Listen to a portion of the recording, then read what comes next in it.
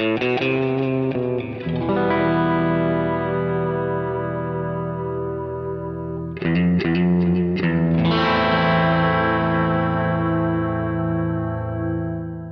listening to Mark of the Maker.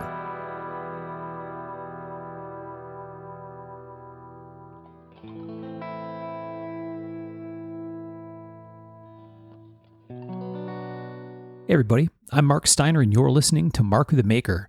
This is episode 150 of the show. Yeah, there should be confetti and horns and maybe a marching band.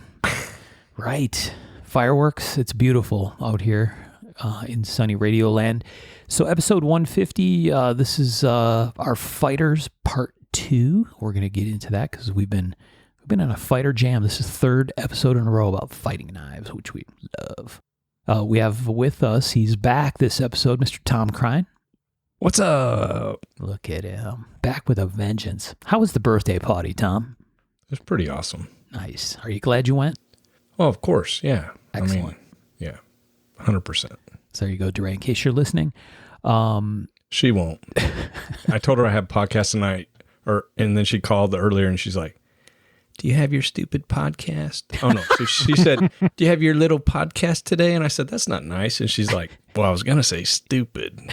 I'm like, oh, all right. Does Widow Tommy have his Widow podcast today? Pretty much. Dude, I would rather have it called our stupid podcast than our little podcast. There's a whole lot more condescension in that. Yeah. Your little podcast. Oh, yeah. She's not happy about it tonight. The spouses aren't always a fan of the podcast because it feels like we do it a lot, I guess. Doesn't seem like we're actually talking that much, but, you know. It always comes at a weird time where we're just like, oh, you got to do that now? I'm like, yeah. Yeah. It's taken away from them time. Mm-hmm. I get it. That's what's going on. But it's us time. It's us time. That's right, buddy. You know who else is us? Sean Kendrick. He's here with us, too. And I'm here to say thank you, folks who support us on Patreon. And for you guys who don't, if you'd consider heading over to Patreon and giving us $1 or $2 a month, you have no idea how much it helps keep the show going. You guys help us keep the mics moving. You help keep everything current. You help keep us equipped and good to go, and we appreciate it. And you can donate as little or as much as you want. Head over to patreon.com and search Mark of the Maker, or even easier, go to markofthemaker.com and hit the quick link to Patreon, and that'll get you there. And if you want to hook us up and not have to pay to do it, like, review, rate, follow, do anything you can that'll help get the show in the algorithm. Every little bit helps. And just thank you, folks. We appreciate you to no end. Wow. What's a stupid podcast now? You all saw that segue. The funny part is I didn't even get to introduce Michael. But No shit. but that's okay. Sean was on a hair trigger, baby. I know. It was so smooth. It was. Dude, I was actually looking at some guns, and I thought that my ad read was up. Couldn't stop. He was just like, I'm like leaning into the microphone, and we have Mr. Michael Birch, and Sean's like, all right, bam, master I actually segue. couldn't remember if you had said my name or not. So I wouldn't have known. That's us, real professionals over here on Mark of the Maker. it's going to be good tonight. Yeah, we have the whole crew. We got Sean on a hair trigger. You never know what's going to happen next. Tom could go off on a rant. It could be literally anything happens next. It's going to be freaking awesome. Yeah, freaking awesome. All right, Tom, since I brought you back up, why don't you do yours? I'm going to give a shout out to our good friends over at Giant Mouse. You can check them out at giantmouse.com. And normally we're talking about their cool knives, and they still have cool knives, but I spotted something you're going to want to jump on. They have a 2025 Zippo lighter. I don't know how many they got left, but they're $110, and I'm guessing they're going fast. So I would get one of those if you get a minute. Really? Yeah. Do you see them? They're under apparel and accessories under tools and EDC. Is it like a logoed thing, or it's just a Zippo? Yeah, it's a Zippo, and it's got like deep engraved, looks like laser maybe, Giant Mouse, 10 Jubilee. Nice. Looks pretty cool. I think I'd like one. Those boys have an eye for art and logos. I got to give them that for sure. Yeah. They're good at that. Jump on these while they're available. They're limited. Absolutely. All right. Thanks, Giant Mouse. We appreciate you. Hell yeah, we do. You know who else we appreciate? Arizona Custom Knives. Is this your personal message to Andrew? Is that what's happening right here? I think so. They've been with us for a while. We like it. They got all the knives. We don't know the number, but it's at least 1 million. We use them so much. We look through all their stuff. They've got some pretty badass knives. And I was actually just right now pull one up like we do every ed to show each other. And on their newly acquired is a Model 1.8 all-purpose fighting knife. Old as all get out. And it is gorgeous. Yeah. It is. Yeah, dude, I almost mentioned that on the first episode for fighters. Yeah, it is. Dang. Look at the sharpening stone. It's Right. still got its little sticker on it. Wow. So, yeah, I mean, any knife you can think of, it's probably going to be somewhere on this site. It might be sold, and that's what we love, that they can still keep like their back category up. Use Mark of the Maker, and you can get free shipping. Mark of the Maker, exclamation point. Oh, yeah, with the Yeah. exclamation mark, because you're excited about how good of a podcast it is. Because it's not stupid or little. Right. Right. But we appreciate them. Go check them out. Go buy some knives. Say hi to them. You know, Absolutely. high fives. I was thinking today that it's probably a good thing that I don't live like next door to them. I don't think I'd get anything done. I'd be over there trying to handle stuff. Yeah. It would be. It's hard It would enough be as tough. it is. Tom's already short attention span theater over there. Well, I get bored and I'll come in here and I'll just pull up Arizona Custom Knives and start looking at stuff. Yeah. Mhm. If you were showing up over there and going through boxes on shelves, Yeah. you might wear your welcome out. Pretty quick, probably. Yeah. So, yeah, it's a good Yeah. thing. They got a nice looking Jan Hafenek on there. Damascus Integral Hunter. That's a pretty little knife. I almost mentioned This that Cass Mercury. fighter. Yeah. Yeah. Mercury Damascus Fighter. Look at that thing. Crazy. Gee whiz. That's one And there's- heck of a knife. And oddly enough, two kind of Dietmar Kessler I looking saw those. knives, but from two different makers. I was like, Oh, yeah. oh, that's weird. Must have been somebody's collection, maybe. Yeah. Probably. Yeah. Very interesting. And they got a David Lish on there. Look at that. Yep. That's pretty cool. That boogie is sweet. Okay. Hey, we're getting distracted over here. Anyway. Thanks, Andrew. Sorry.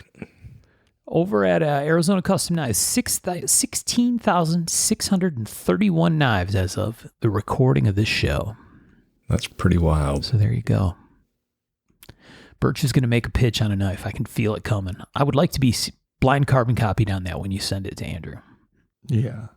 If I say I don't mean the low ball before I low ball, is it still a low ball? Yes. Damn it. Yes, it is.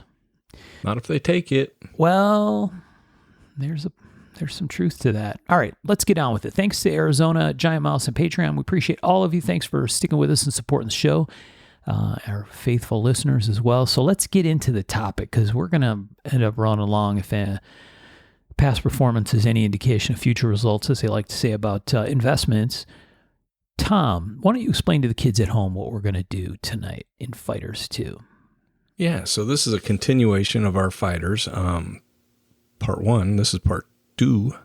And basically we're going to talk about some daggers first off, and then art ceremonial type fighters, and then anything goes, and that's where it could get wild.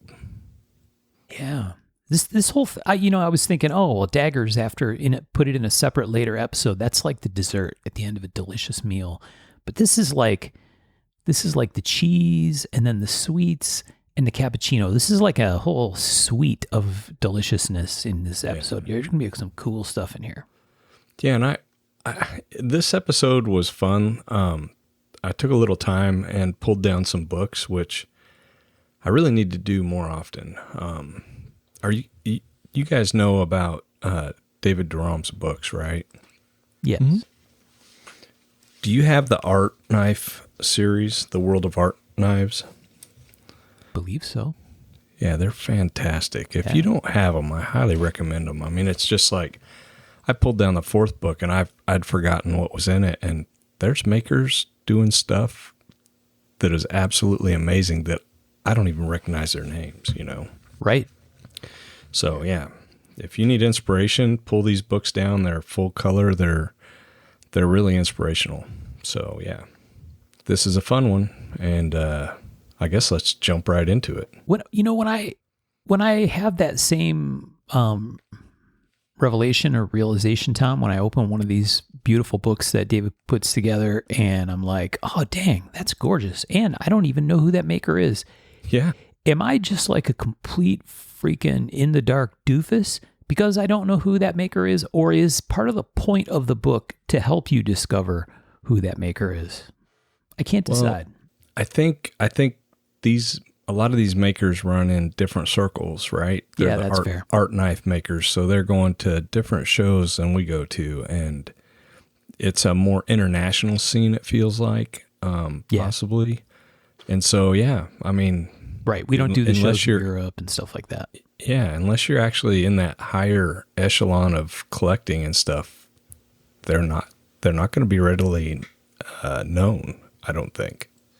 And I think it's also one of those things of like, the more you try to learn, the more you realize you don't know as much as you think. You know, you surround yourself with as many books as possible. The vastness of it is going to give you some people you don't know, which is part of the fucking greatness of it. Right. So, Sean, here's what I took away from these guys' comments. One, Steiner, you're a real freaking doofus. Mm-hmm. And two, you're playing way above the rim looking at these knives. These are not for you. No, don't sell yourself short like that, buddy. You're reading way too much into that. I don't know that those were my exact words. Of course you don't know what they are.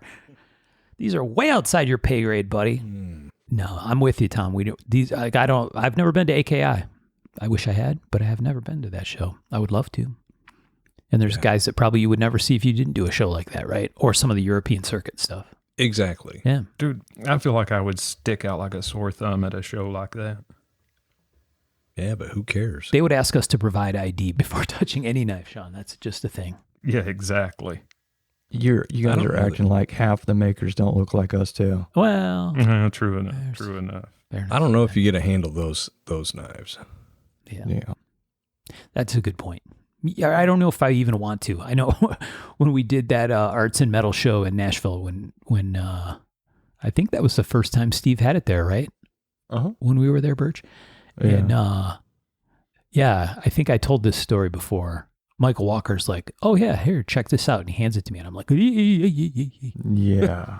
And then I'm asking Mike Questenberry, oh, really? This is a takedown too? And he's like, oh yeah. And he starts taking it apart. I'm like, no. Not for me. Don't do that. They love doing that. Oh yeah.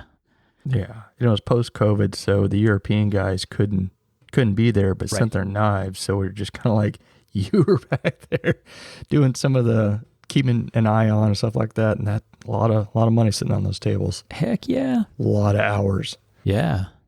All right, Fighters 2. First category is daggers. Who did not have just a rip-roaring time picking out something awesome for the dagger pick? It was pretty fun. I think so. Like all my knives might be daggers in this episode. Tomas. Well, a couple of mine are for sure. Yeah.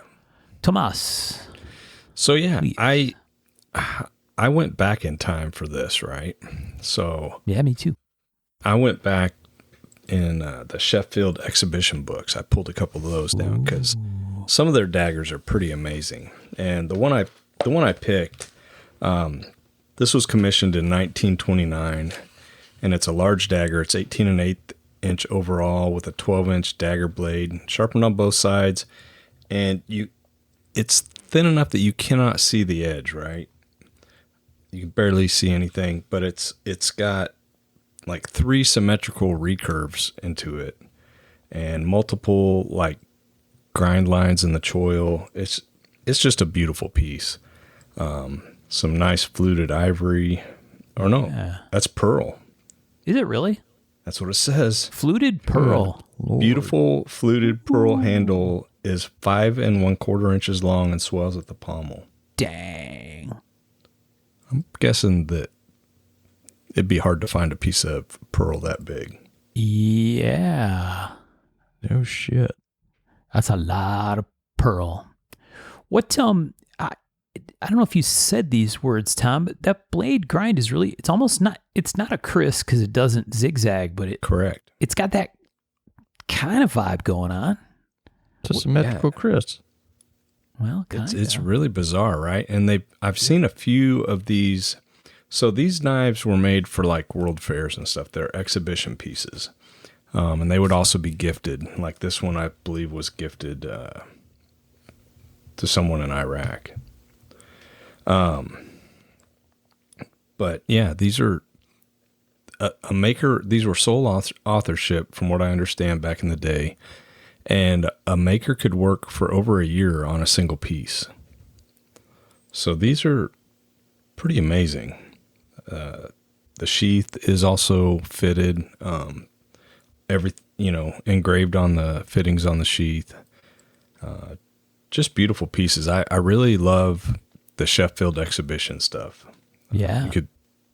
You could just study these. And there's a dealer at Blade Show who has some of these pieces every year. He's from Argentina, and we've mentioned him, but I've got to handle some of these, and they're really cool. Wow. Are you guys checking out how that blade, because of those swells in the blade, has like little spaced out diamonds? Right. Where the grind center. lines come together. How cool is that? That's trippy. Yeah. Really cool stuff. And I would highly recommend these books. This is in Sheffield Exhibition Knives, but I also have the Joseph Rogers and Son book, and it's possibly even better book. So yeah. Do you think that okay, so this is a little bit like when some company builds some trick rifle for SHOT Show, one-off, right? Or like when a car company builds some jazzy concept car. Oh yeah, for sure. Where it's all one-off stuff. So at first when I looked at the picture, I'm like, holy wow, why is the base of that blade why is the plunge so far forward? But then I realized, oh, there's a bunch of markings in there. So that's like the dude's calling card kind of info probably. It's the company's information for sure. And maybe, like you said, maybe who it's gifted to or something. Words to go with that. Yeah. Wow. I think it also fits into the sheath that way also. But yeah. And if you notice, there's like a grind line in front of the plunge. So yeah, on a lot of these daggers, there's another one that I picked in the other book. And they are just crazy, like steps and all sorts of stuff. So yeah, I've got it saved I'll share it when we go to backups. Why do you think that is? Why is that step there on this knife? Just show complication. Yeah. Like in a watch. Yeah. 100%. Wow. Yeah. Okay. Very interesting piece, Tom. I like the fancy sheath is trick as heck. Yeah. From the Sheffield Exhibition Knives book. I like it. And the exhibition, just if it's an exhibition piece, like a quote unquote exhibition piece, not just somebody saying, oh, this is but if it was at one of the world's exhibitions, then it should be, next tier. Absolutely. I mean, you were representing your fucking country. Yep. Yeah. Bringing your AAA game. All right. Second up on Dagger is Sean. All right. So, man, I happened upon this last time looking around. And do any of you guys remember Barry Dawson? Oh, for sure. Yeah. Yeah. Dude, Dawson Knives is still very much a thing. And they're cranking. Yeah, for real. Fuck, dude, they're cranking out some legit shit. And what I just sent you guys is their Irenaeus dagger model. And dude, a gorgeous modern fighting dagger. It kind of looks like the Pugio that I dude, if you scroll down a little bit, let me send you a link to the actual. They've got a fairly nice website too. And man, the blade it looks like where the edge actually starts, you're looking at about 7.5 inches. Tip to tail, it's a bit over 13, almost 14. I think it's got to be Given about those specs, 2 I'm guessing that- 3/4. Huh? It's got to be about 2 3/4 wide. Yeah, dude, it's got to be wide. Like looking at those specs, yeah. And it says the broad double-edged blade of the Roman Pugio was not designed for display, but for proximity, a weapon meant to be drawn when formation fell apart. Oh, that's Man. ironic. They got a great take on it. It's just a good-looking knife. That is a great looking knife. Yeah, very modern. Huh.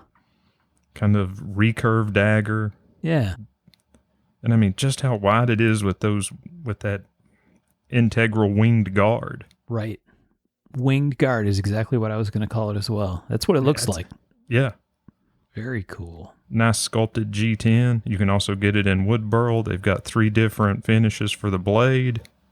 I mean, let's see. Where did they say what steel they're using? Well, the blade finishes are actually pretty cool. Yeah, they ain't bad, right? Yeah. Reminds me a little bit, the Wildfire one reminds me a little bit of the Zombie Tool stuff, right? Where it's got like copper and black. Mm-hmm. Huh. Yeah, real pretty. I like that. I really like the Wildfire finish. Yes. Yeah, me too. Yeah, I can't. Wildfire and walnut is pretty hot. Yeah. Yeah, good pick. Dude, I mean, I was just happy to see that the Dawson family's still making knives. Yeah. Like when I was first coming in, loved seeing the stuff he was cranking out. Yeah, it's like a whole family, thing now. Yeah. And they've got a nice little facility from what I can see on their About Us portion of their website. Yeah. And like, for you guys who aren't familiar with Barry Dawson's work, back in the day, man, that dude was a grinding machine. Like, I'm pretty sure he was a ghost grinder for quite a few folks, maybe a couple companies. Yeah.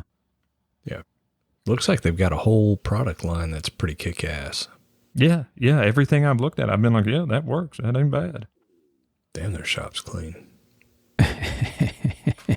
That's a big building that it shows. Yeah. Mm-hmm. Yeah. I mean, that's big.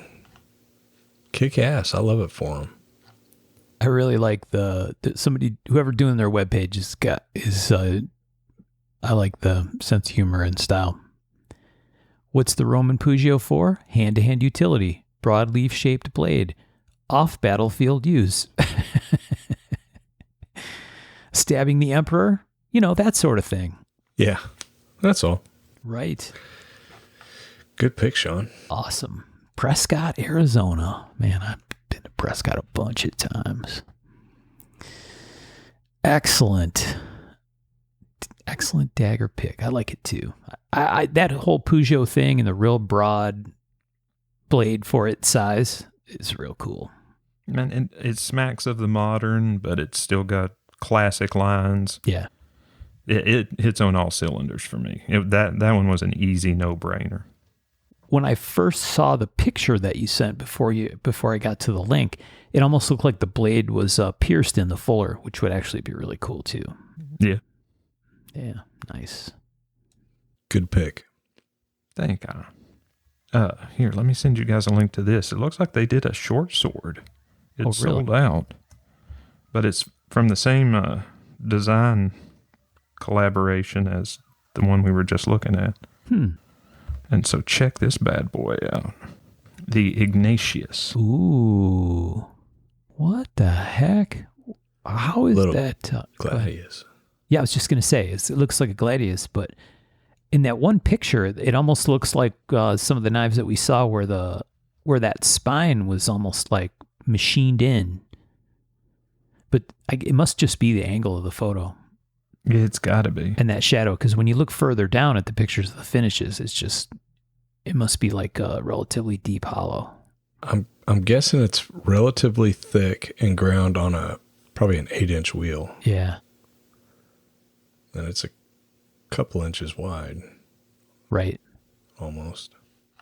At the ears of the guard, it's 3.5 inches wide. Wow. The pommel's 2 inches wide. Yeah. Let's see. Total length of 26, blade length of 19. Dang. And then they've got one more in that line that is set to come out, but they don't have any images or anything for it. Price of Be belts out. these days. I don't know if I'd want to do 19 inches of grinding, double-sided. Nope. Good Lord.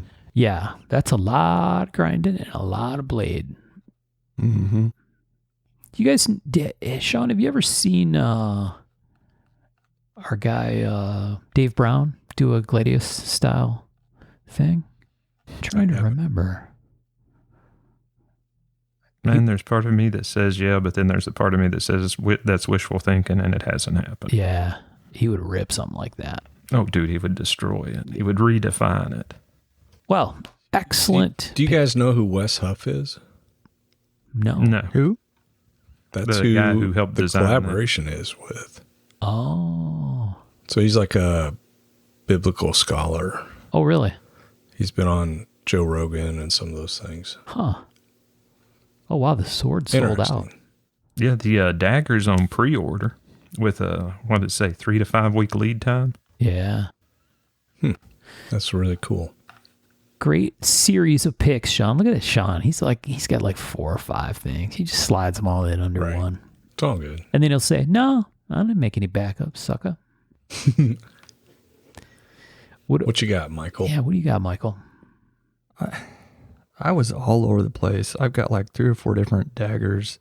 But the one, to me, my main one, not my backup, I went with, it kind of fits what you were talking about. Some people may not know, but makes some gorgeous piece. And this R.D. Nolan from Knives 88 Oh, yeah. just blew my mind. It is I guess kind of look at it, think of it as like a D-guard Big Bear pointy handle with just this gorgeous long sweeping plunge combat type of dagger blade. Yeah. It's almost like a presentation dagger blade. I went looking for this to get better pictures because all I could take was a picture from the book, which is in black and white, and I could not find it. But I did find that he still has a website and still makes like hunters and stuff like that. Nice. And then, you start poking around, and I found this. Hopefully I saved it. Maybe I didn't save it. He did here it is. A 2/3 knife, display knife, and it's on Knife Purveyor, and I'm getting ready to send that to you guys right now. This is cool as hell. So basically, it's a Wharncliffe type of hunter desk knife, whatever. Beautiful bolster, handle, grind on one side, and the other side it's just flat as can be. Really? Yeah. Oh, yeah, look at that. That's wild. Yeah, the 2/3 knife. Wow. I thought that was pretty kind of fucking cool. Yeah, that's pretty neat. Never seen Yeah. anything like that before. And he's currently got this funky fixed blade, or somebody, it's an old knife of his, funky fixed blade with a folding folder in the handle on eBay. That's like $2,900 or something. Wow. So this is a name that you guys, or a lot of people may not have heard of, but, out there kicking ass. I mean, that dagger, fuck, it's gorgeous. It is. Yeah, and for you guys listening at home, the Nolan is spelled Nolen. Yeah. R.D. Nolan. It's funny that you picked these, Michael. I bet my Knives 88 has a sticky note on this page because I know I've looked at these before. 100%. Yeah. Yeah. I did kind of like Tom, where I just kind of pulled a bunch of shit down, went looking all over the place. So, That's fun. yeah, just gorgeous piece. So is he? He's not still making knives. His page had available knives. Wow. I know. It's got to be No. like his son or something, because it says his first knife was made in 1946. Whoa. Oh, well, we got some good diets these days. And, Yeah. I mean, he's I a don't know. contemporary of Clyde Fisher and Jimmy Lyle. Wow. yeah. Oh, no. Sadly, we lost RD on March 4, 2010. Steve is carrying on the family Okay. business. Okay. Okay. was going to say, beautiful stuff. He took some kind of cryogenic break or something somewhere in there. He's still rocking. But he does have a lot of interesting knives available. Yeah. Mm-hmm. Nice. Yeah, there's a certain amount of history there, which is kind of cool. The website's kind of old, kind of funky. Yeah. But, hey, man, still out there doing it. Or somebody is. Yeah, get some. Yeah, gorgeous knife, just ready to be bought, just sitting right there. Yeah, that one that you started with, that makes me think of like a sub-hilt D-guard or something. It's really... Yeah, we've seen that, and I don't know what the name of it.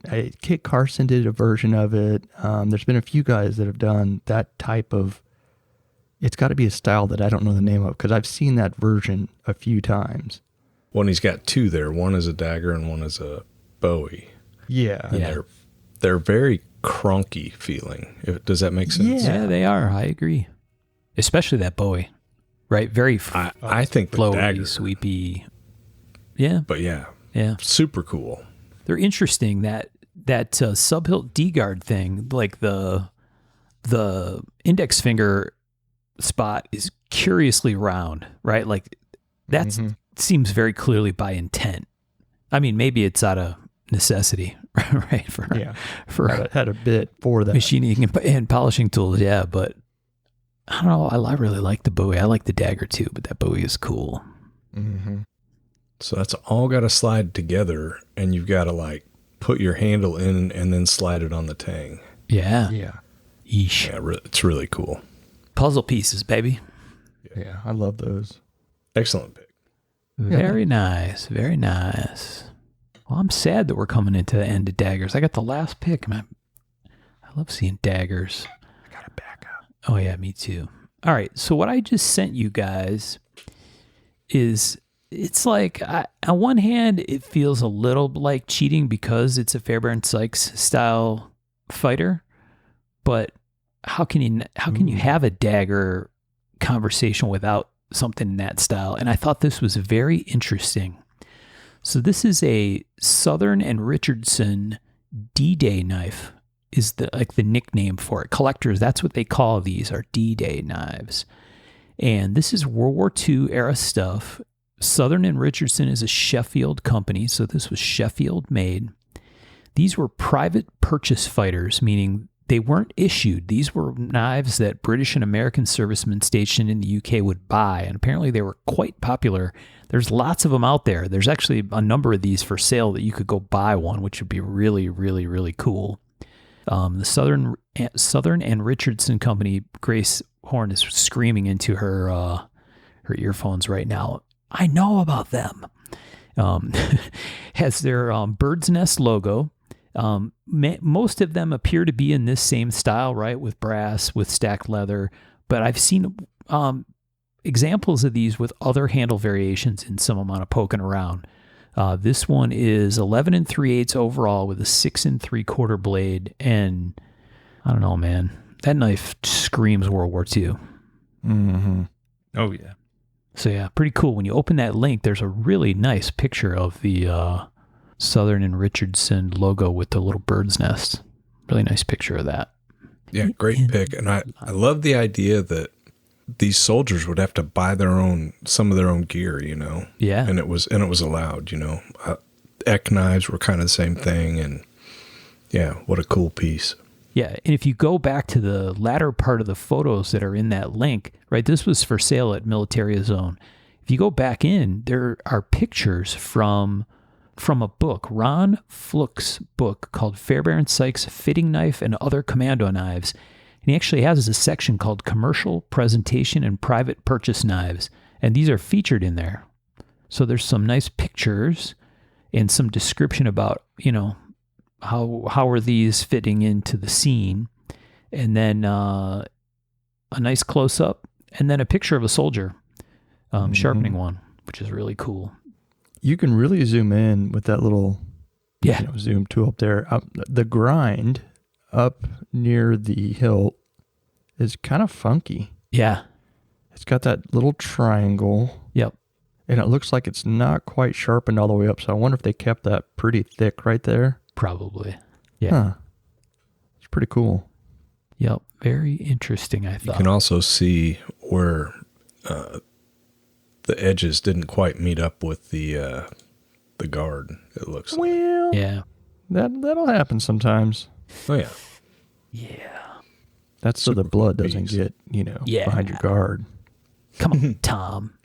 It's a guard groove. Guard groove. It's a feature. Mm-hmm. It's a feature. So if you go Blood search for, aqueduct. There you go. so that it may flow at Sean's hand. So if you go search those Southern and Richardson fighting daggers, like I said, there's a bunch of them out there.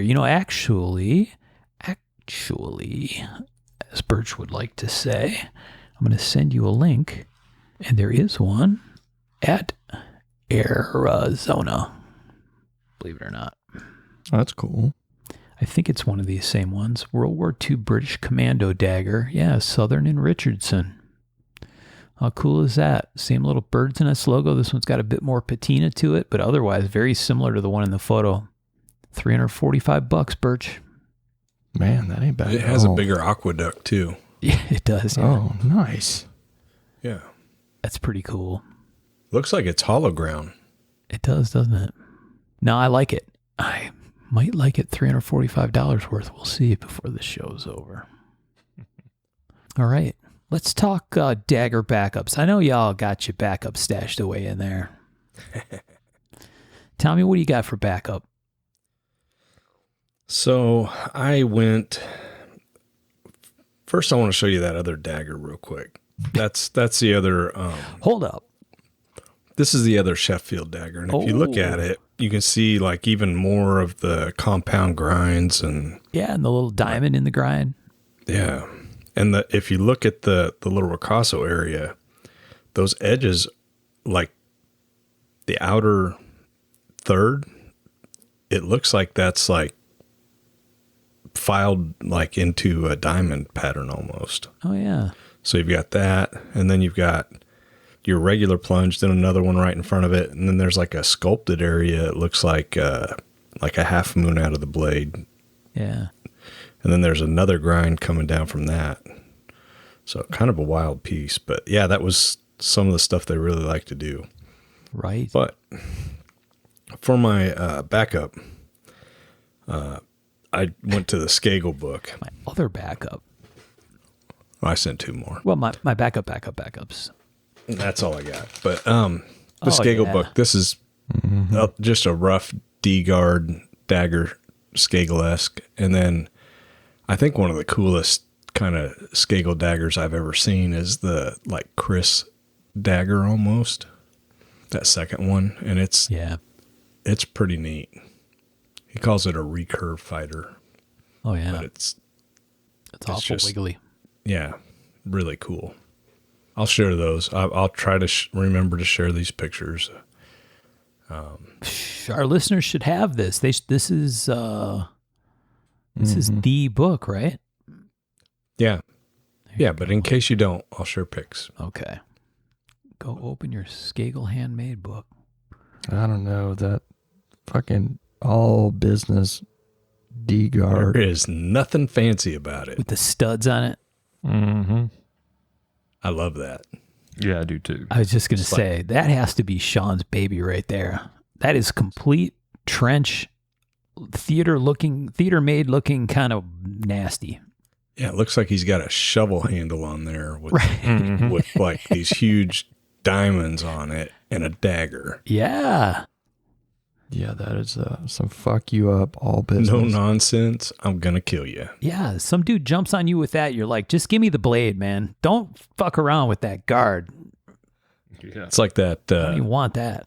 that dude that's robbing the place and he's like, you killed me, you killed me. Yeah. Yeah. Beautiful. That's all I got. Sean? Mic drop. I don't have any for this one. Well, I mean, technically I could.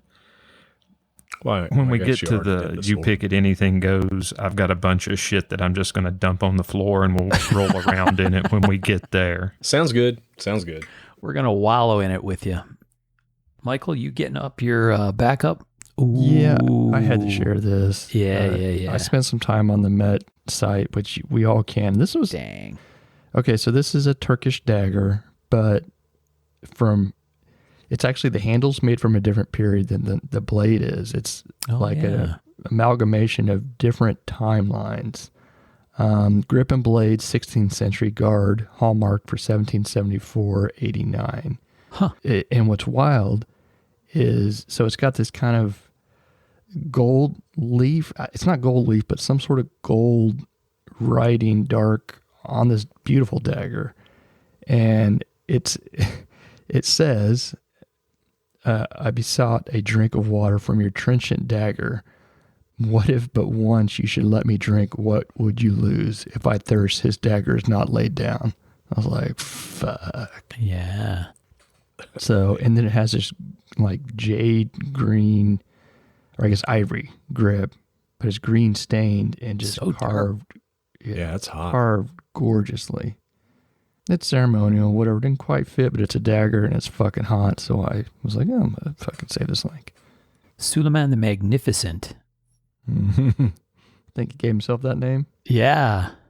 That's what Sean's going to make us start calling him. Kendrick the Magnificent.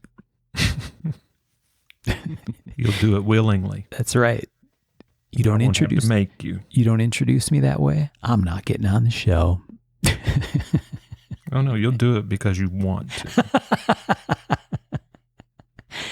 Sean the Magnificent. Is this Damascene, Michael? That gold on the blade? Miss Rachel taught us about that. It has to be, because I don't know. Like it's applied to the blade. Yeah. That says inscriptions. I don't know. Oh, inscriptions. Is there words on one side of it? On one side, yeah. Really? It took me a bit. I looked on one side, I was like, oh, that. Then I was like, oh, I'm just dumb. Oh, yeah. That's what he read, right?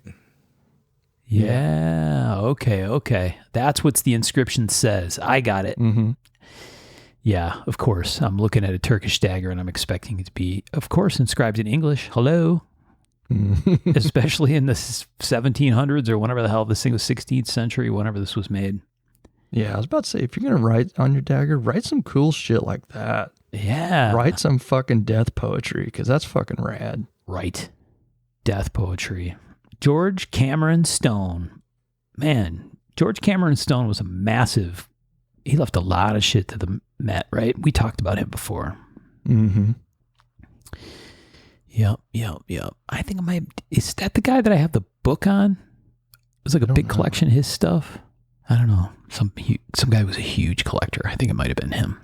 I think it was him. Yeah, very interesting. Name sounds super familiar. That green handle is super, super cool. Boy, that is really nice and deep. Yeah. That carving. Yeah, it's fucking gorgeous. And that handle's one of the oldest parts of the fucking knife. Yeah. Green stained ivory is very interesting. Mm-hmm. I wonder what they stained it with, because that's a deep, rich green. It is. I don't know. And I mean, it Super seems cool to have piece. been color solid for a few hundred years. So Right. Probably some kind of snail or something crazy that we wouldn't Yeah, you think can't about rule using. it out. Yeah. It's Snail. wheatgrass juice. Yeah. Yep. It could be a snail, Tommy. You never know. Yeah. Who knows? All I know is I got to get back to the Met, because, god dang. Yeah. Spent some time looking at stuff today there. So I'm down for going, but I want to try to get like a backroom pass. Yeah.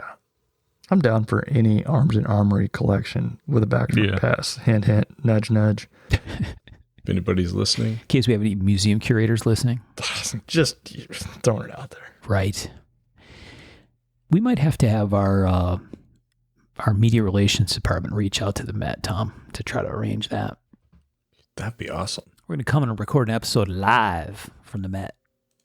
They'd listen to us and be like, Yeah, these morons? Hell nah. We're folksy with local color. Yeah. They just listen to the Bud K one. Right. Yes. Yeah. Okay. I had a backup. This is, I will admit that this is at least a minor retread backup because we've talked about this model of knife before. But what I sent is a link to Bladesmith Forum. And it's basically a listing of Tom Maringer posts. And if you scroll down past, like right to the halfway point, we've talked about Tom Maringer's Vorpal daggers before. Tom's talked about them a couple times. They're too cool not to talk about. But I thought these were very interesting, and I couldn't remember if we actually talked about this specific Vorpal. This is actually a group of knives that he did for Blade Show 2009. He said he hadn't done a show in like 15 years. Yep. And these are all D2 blades with blades in length from 6.5 to 9 inches. And all of the handle stuff is tie. So and they're all takedown. The fittings, the sub hilt, even tie wire. How cool is that? Good Lord. Such awesome pieces. I was talking to Dave Brown the other day, and it's like any wire wrapped handle. It's just something about a wire wrapped handle. I don't know what it is. Mm-hmm. It's just so cool. Tom did it really well. Yeah, these are gorgeous, man. So those are all haikus. Haiku, yeah. And if you go down, just keep scrolling down. He's got 2 of them in some pictures from when he was getting ready about a month earlier. And he says, I'm working on a series of knives I call haiku. So called because they are all takedown pieces, and when fully disassembled, there are 17 parts, the same number as syllables in a haiku poem. Look at that. Good Lord. Pretty wild. 17 pieces. So anyway, lots of titanium. I thought that was really cool. He talks about the balance being really, really good on these, which is very cool. They felt great, really fast. Yeah, I bet. You handled these, Tommy?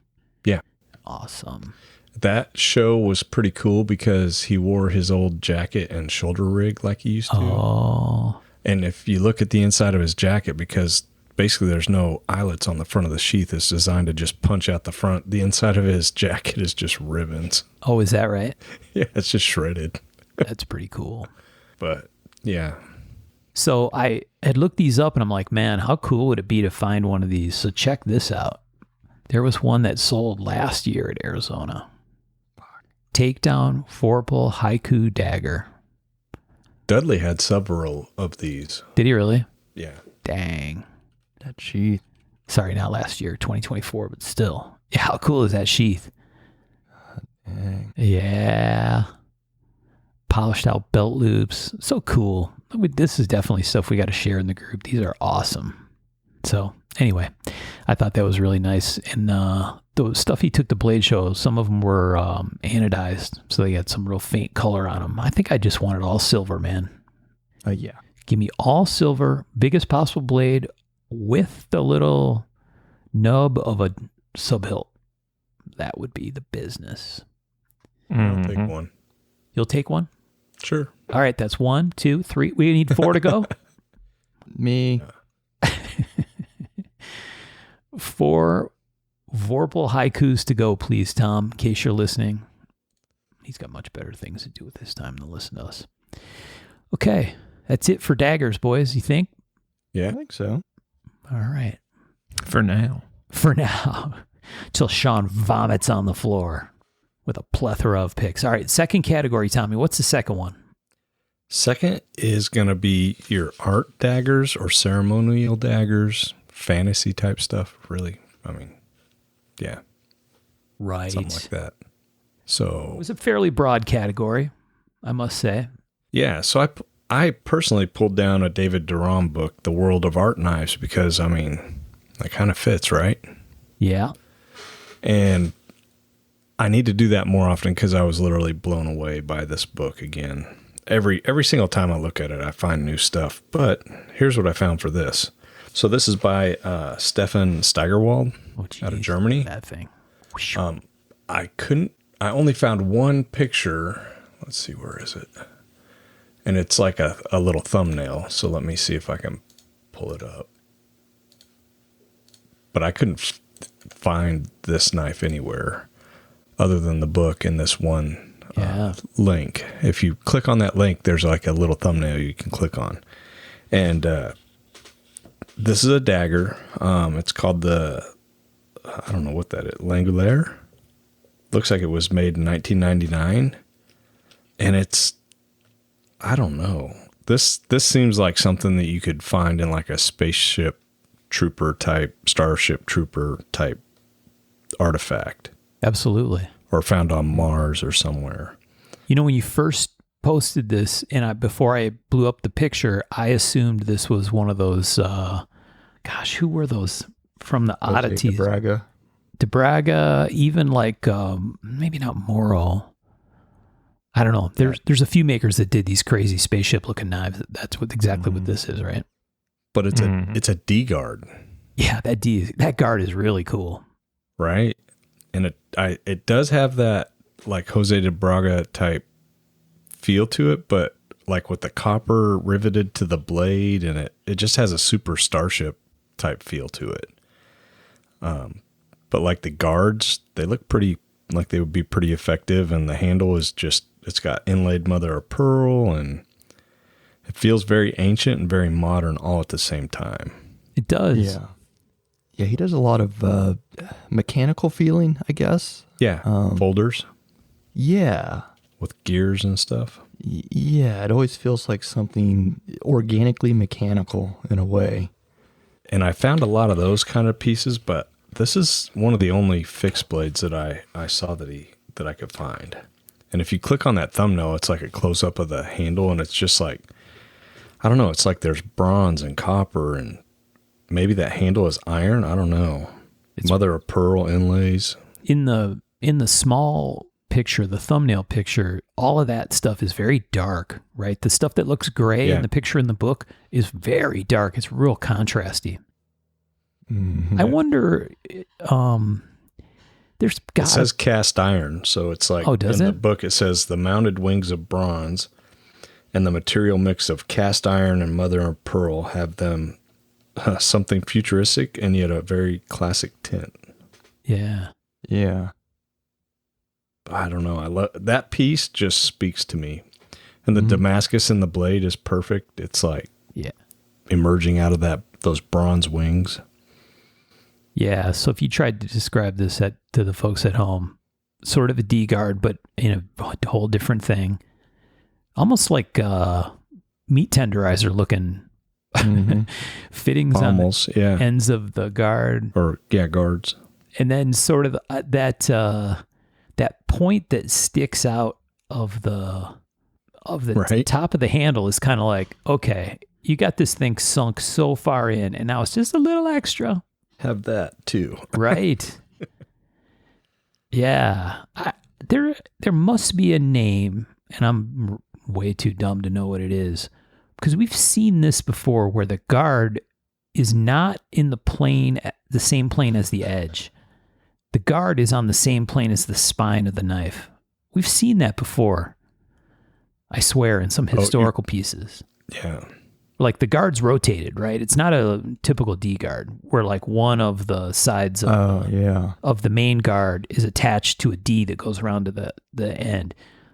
This is a guard that wraps around the top of your hand when the edges are like in a vertical orientation. Yeah, it's I'd say, what would you call like a parrying type of guard, not a smashing someone in the face type of guard. Right. Yeah, right. More like to keep your hand from getting carved up. Super cool piece, though. Yeah, really cool. I like the quote. I don't know, that must be from, I don't know if that's from him or if he wrote that or if David did. Lost in time and loosing one's mind. I almost think that's by intent. That's not losing misspelled. I think that means like opening your mind while working on a knife results in loosing the normal shape of a typical dagger. I wonder if that was Steigerwald that said that. So he based it off the Langolier's book. Yeah. Right. That's what I got. Where passengers on a plane flew through a time rip into the past. Like you said, Tom, right? That's kind of like this weird mashup of like super futuristic with very almost like medieval kind of, rivets with the little flares at the back of the blade. Yeah. Real cool mashup. And the mother of pearl is just like the icing on the cake. Yeah. Like little portals. Right. Yeah, I love that piece. I'd love to handle it. Oh, yeah. I want to touch it. Yeah. Excellent pick. Thanks. All right. Shawner, art/ceremonial. This is straight up art. Oh, wow. Oh, yeah. yeah. What you have before you is the royal blue art dagger. And I'm going to give the description off of the site I grabbed the pick from, which is ibacreations.com, IBBA space mark hash mark creations.com. And it's the Royal Blue Art Dagger, a collaboration between Danielle Iba, Lana Gorska, and Fabio Bragoli. The blade and the guard are made from Bertie Rietveld Damascus and have been engraved with 24-karat gold by Fabio Bragoli. The handle is realized from a single piece of natural Afghan lapis, and the back pommel is made from 16 and 18-karat yellow gold and has a setting of 51 blue diamonds. Wow. Now, where to It's start with a amazing. general description? It's like you'd fight a dragon with it. Absolutely does. Yeah. No, there's definitely some fantasy flavor to it. Mm-hmm. That Bertie Rietveld blue Damascus stuff, that is just the Wild. coolest, right? It's sublime. Any knife that has that is just like chef's kiss, baby. Man, what an extreme wasp-waisted leaf blade. Yeah. Is that- Yeah. Yeah. That's as good as any description I can throw at that guy. Like it with looked barbs in it. Did you notice that? Yeah. Oh, yeah. Oh, go ahead. Sorry, Sean. Yeah, those little barbs are just the piece de resistance. Like, if you don't enlarge the photo a little, they're easy to miss. Right. But, and it looks like it's ground on, like, either thick stock on a small wheel or something, because those grinds look deep. Yes. Mm-hmm. And then it comes back to a multi-pronged guard, Yeah. a very Yeah. stylized multi-pronged guard. Like flames. Yeah, it does look like flame. lifting Tribal up. flames. That's what it looks like to me. It's got those hooks on the backside. Mm-hmm. And then, man, I'm trying to figure out what's going on right where the handle meets the guard area. I think that there's a band of maybe more Damascus, or because I'm seeing Yeah. the heat color peeking out there. Yeah. Yeah, I don't And really then know. we get to a really sculptural, the female, very feminine shaped handle, curvy. Yep. And just one of the most beautiful pieces of lapis I've ever seen. It looks like a star chart of the night sky. It absolutely does. Yeah, that's gorgeous. And then, Flecks of gold. Yeah. yeah. And then the butt cap, there's a captive lapis ball within it, and then all of those blue diamonds. And Yeah, once again, guys, I mean, my words don't do it justice, not even close. You know that I'll have up pictures of this bad boy in the Facebook group. You've got to see it. Don't let my fucking half-assed description throw you off, because this is an amazing piece of work. I mean, to me, it feels almost elven, right? If you're, Yeah, I get where you're coming from. Like I If said, you're like dude, into there's a whole fantasy fantasy type stuff. vibe to Yeah. it. yeah, for sure. very cool. Going back to those grinds, look how they sculpt into so the grinds almost mirror the flamed guard in the way that, like, Yeah. they pull back and create this almost pseudo flame on the sides of the plunges. Right. They've got, like, they look like you took two fingers and just scooped out the plunges into the Yeah. the blade. Fucking wild. A lot of carving there. Yeah. And so much spine it casts a shadow. Right. It's definitely when you got to zoom the picture, and even you lose resolution, but some of that stuff you kind of like don't see it till you really get in there. Yeah. Good Lord. At first, I couldn't tell, Sean, if that was actually a flat guard or if it was 3-dimensional, right? Like, are there 4 of those flame-shaped things? But it looks like it is flat, but it's giving you visual like it's got more dimension to it than that. Oh, I big still time. don't know. Yeah. Yeah, I'd definitely like to see this in person. Oh, yeah. Which, let me send you guys a picture suite of some of his work that I've thrown together here. Give me just a second. And yeah, the dude's not a one-hit wonder. He's got a type, is what you're saying. You'll see. You'll see.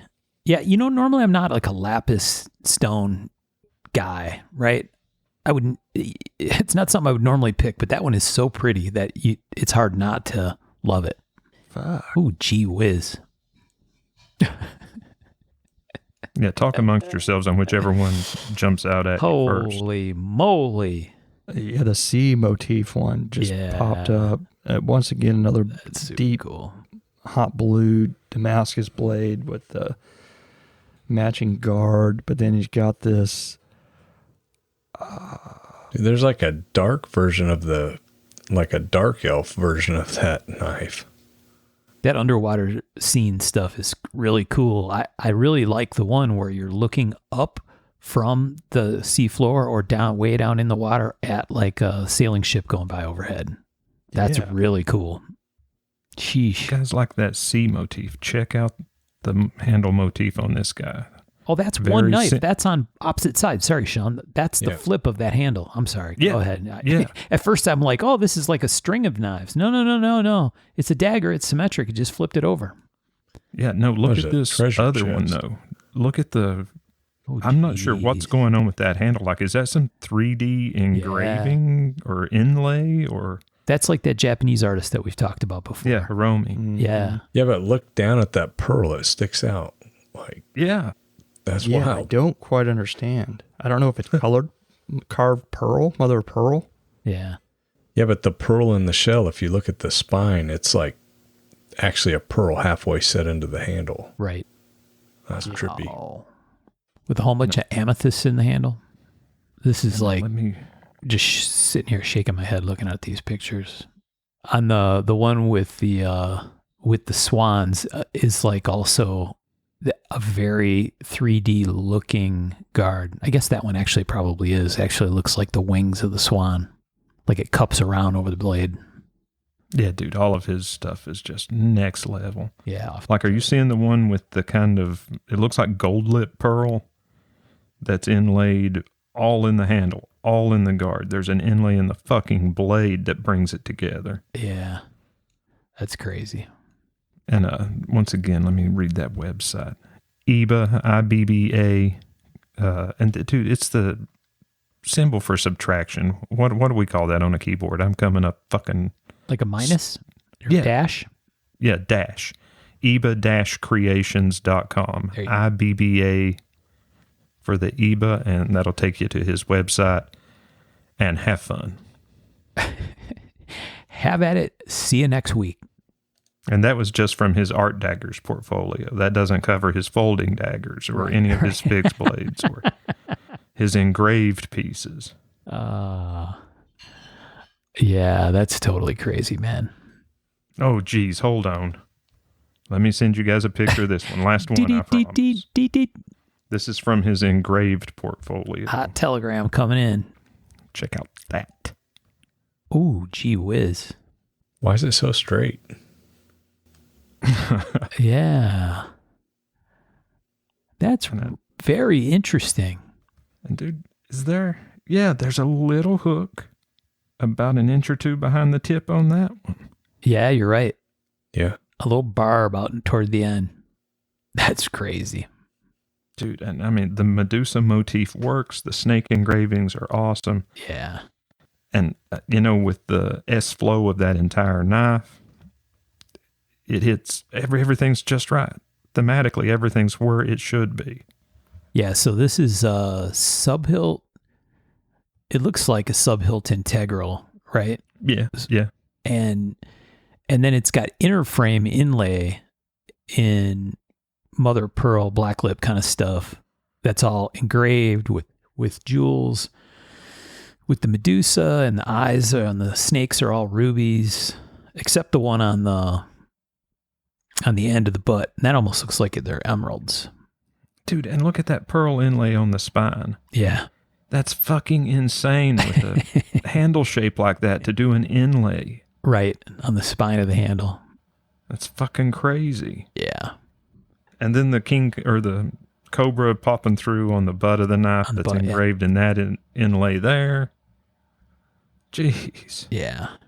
This is very interesting, like period stuff, right? This inner frame style inlay, right? It's like almost feels like a snapshot in time kind of stuff, but yeah, the little teeny barb out at the tip of the blade echoes the great big barb at the base of the blade, echoes the guard, right?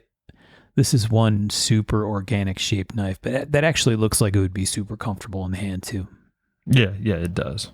Yeah, the ergos are where they need to be. Yeah. And on the topic of fighting knives, it's a very secure handle, so. Yeah, this is a really cool piece. Iba. All right. Well, Michael had to step away for a minute, so I'm going to jump in here and do my art/ceremonial. So like Tomas and Sean, I went with a dagger on this one too. This is at Nordic. This is a fascinating piece. At my first glance at this, I'm like, man, the handle almost like overwhelms the blade a bit because the handle is so, it looks massive, right? It must be, right? The thing's 9 5/8, 17 overall. But the blade or the handle has such crazy dimension to it. The blade it's a dagger with a very symmetric guard arrangement, but that's a gross oversimplification of what's going on. The handle on this thing is African blackwood, spiral fluted, stainless steel fittings all over the place, and a huge, ridiculous amount of file work. Like the guard looks like, it almost looks to me like flowers on the ends. But that's kind of what I was thinking. Yeah, but the arms of the guard are so contoured that they're rippled. There's abalone inlay all over in lots of little teeny tiny places, and a little bit like the butt cap on the crazy Iba dagger that Sean shared. It has some of that same cage style thing going on with some of these features, right? Where there's almost like a cage or a claw that surrounds some other features on the knife. And then the end is really interesting. The butt cap on this thing, at first I was thinking it was a crown, and I could see where it might look like that, right?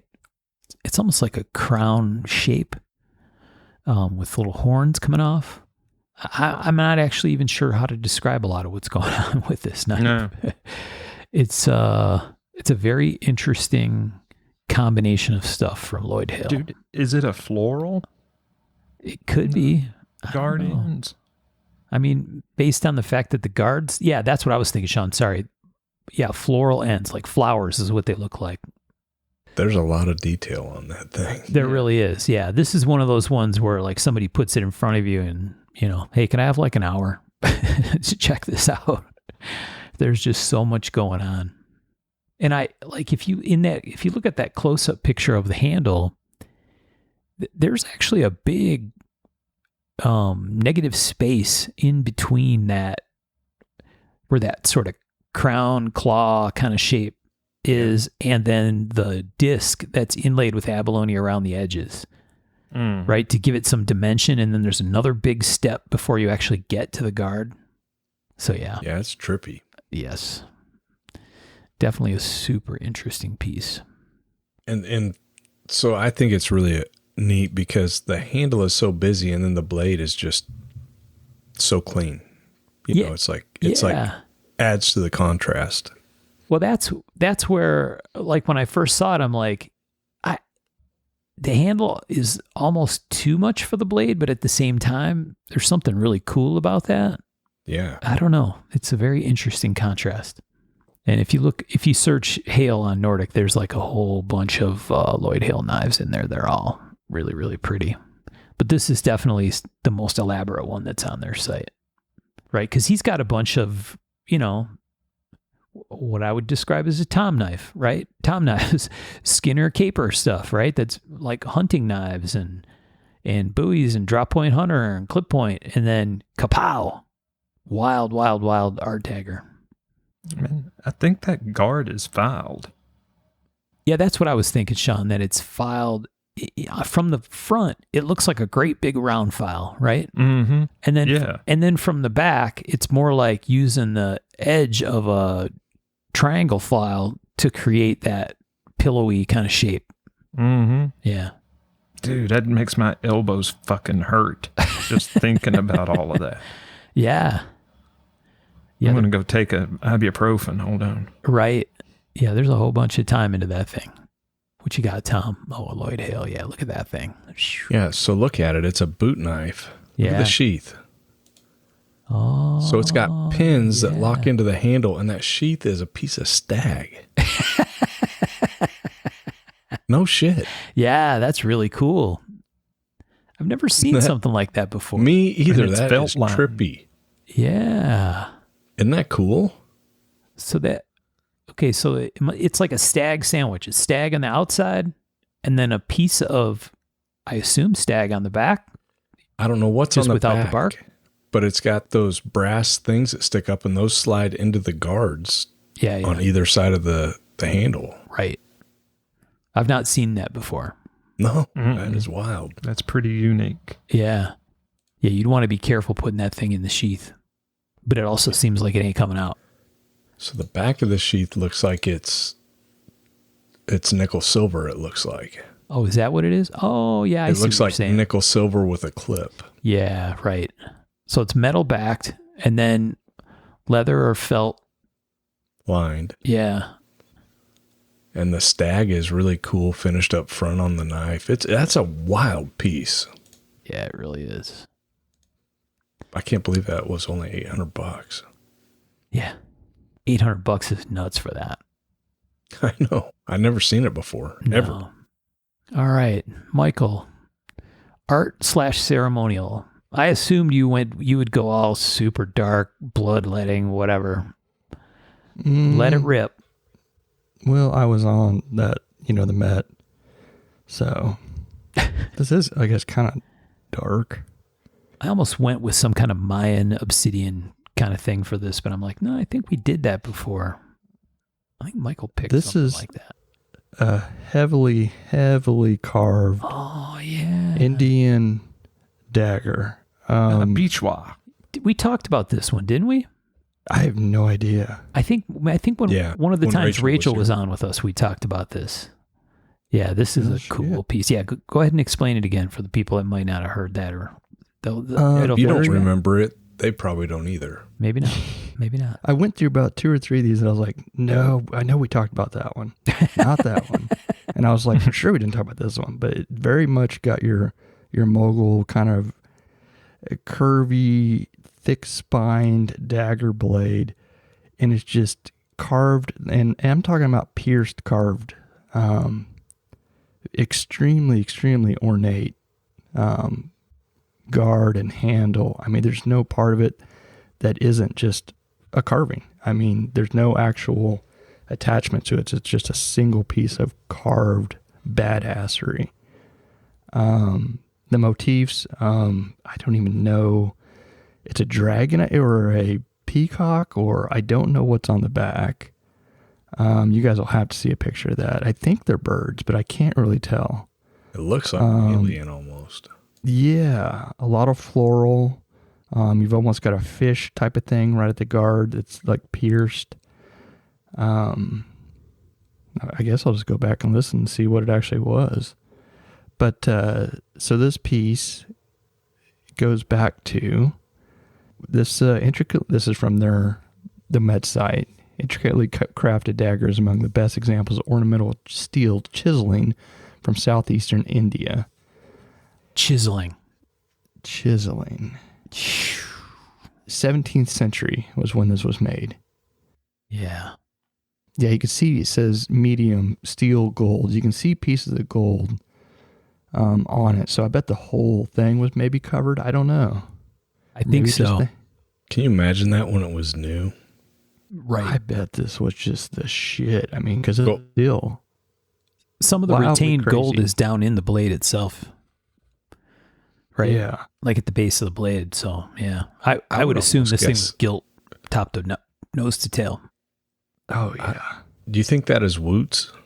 I have no idea, man. I would guess it probably is.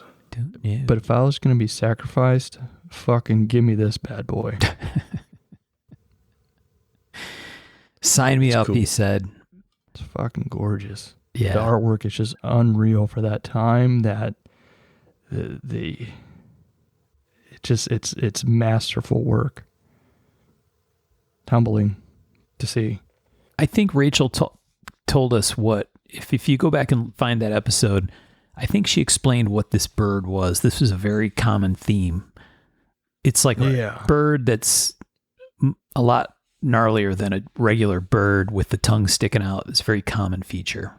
Talismanic, Yeah. for sure. Yeah. We're just, like we said, stupid podcast. We just don't know. We just don't know. You can't.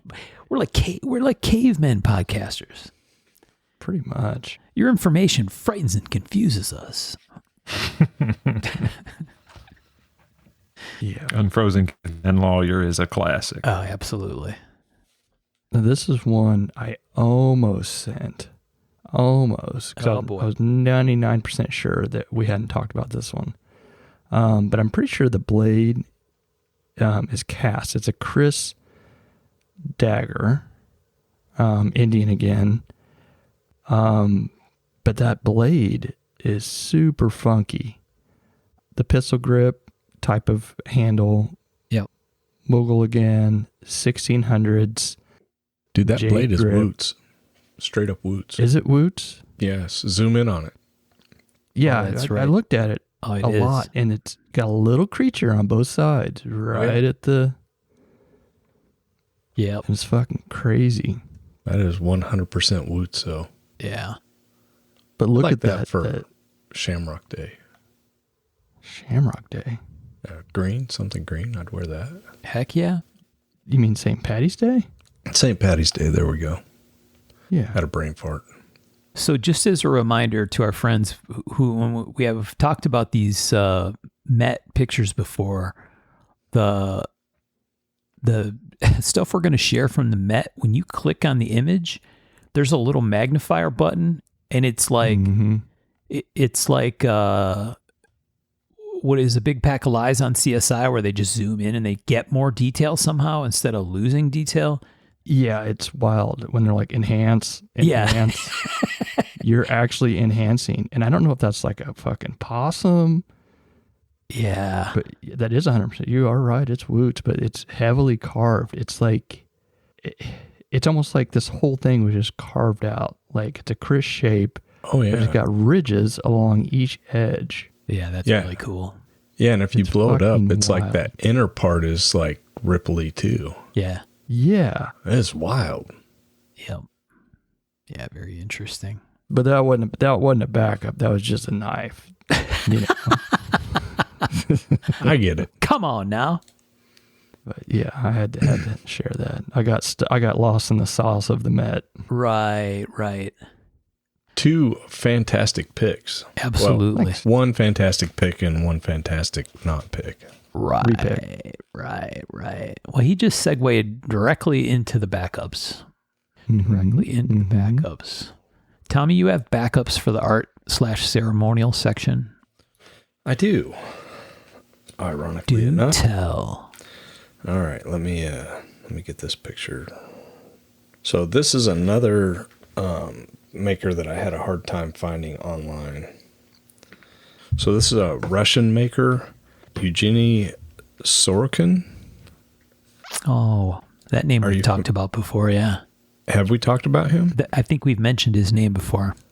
So I couldn't really find much, but I did find this is another piece. Let's see if I can get it to copy. Wow, that's a But really cool knife.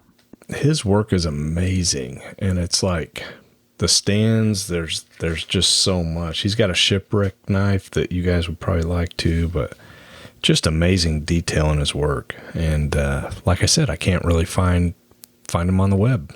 It's like bizarre that someone is this good and just doesn't really have a presence online. Yeah. You may not need to. Yeah. You may have a handful of collectors that buy his stuff and never Exactly. really needs to step out of that. One, and I guess kind of what makes me sad is that they're not displaying that work either. So it's like his work is just going into a black hole, and it's, I'm sure it's being appreciated by someone, but it should be appreciated by more because it's absolutely stunning. That is definitely a discussion we should have sometime on here about, you know, the collectability of something, the visibility of something. Should someone share it and doesn't need to? Or do they need to, you know? Yeah. Yeah. Going back to your pick, Mark, I think that same kind of thing really hurt Lloyd Hale's career. Right. We talked about that, I think. Yeah. Because his work was just not seen for about 20 or 30 years. Right. Because he had one guy that was buying it. One guy. Yeah. Yeah. Mm-hmm. And it just disappeared. So, yeah, especially with today where you're, you know, it seems like the internet remembers you for about 10 minutes. If you're gone for 20 years, it's like you're gone. Right. You know, forever. Yeah. You could be gone for 2 years and people forget who you are. Yeah. Yeah. These Sorokin are like... They're monochromatic. They are. But with a little bit of color here and there, right? But they're very themed. Highly themed. And like you said, they, at least these examples, right? They include a very elaborate stand that helps tell a story, right? All of them in the book also have stands. Is that right? Okay. Mm-hmm.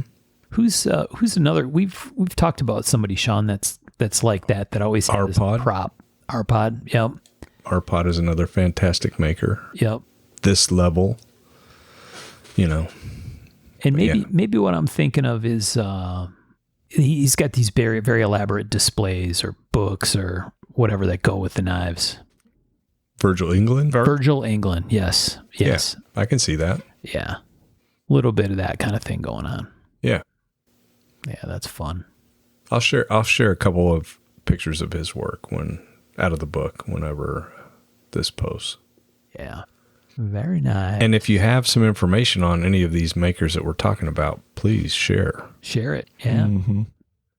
All right. Sean, are you saving yourself for the anything goes pile? Yeah.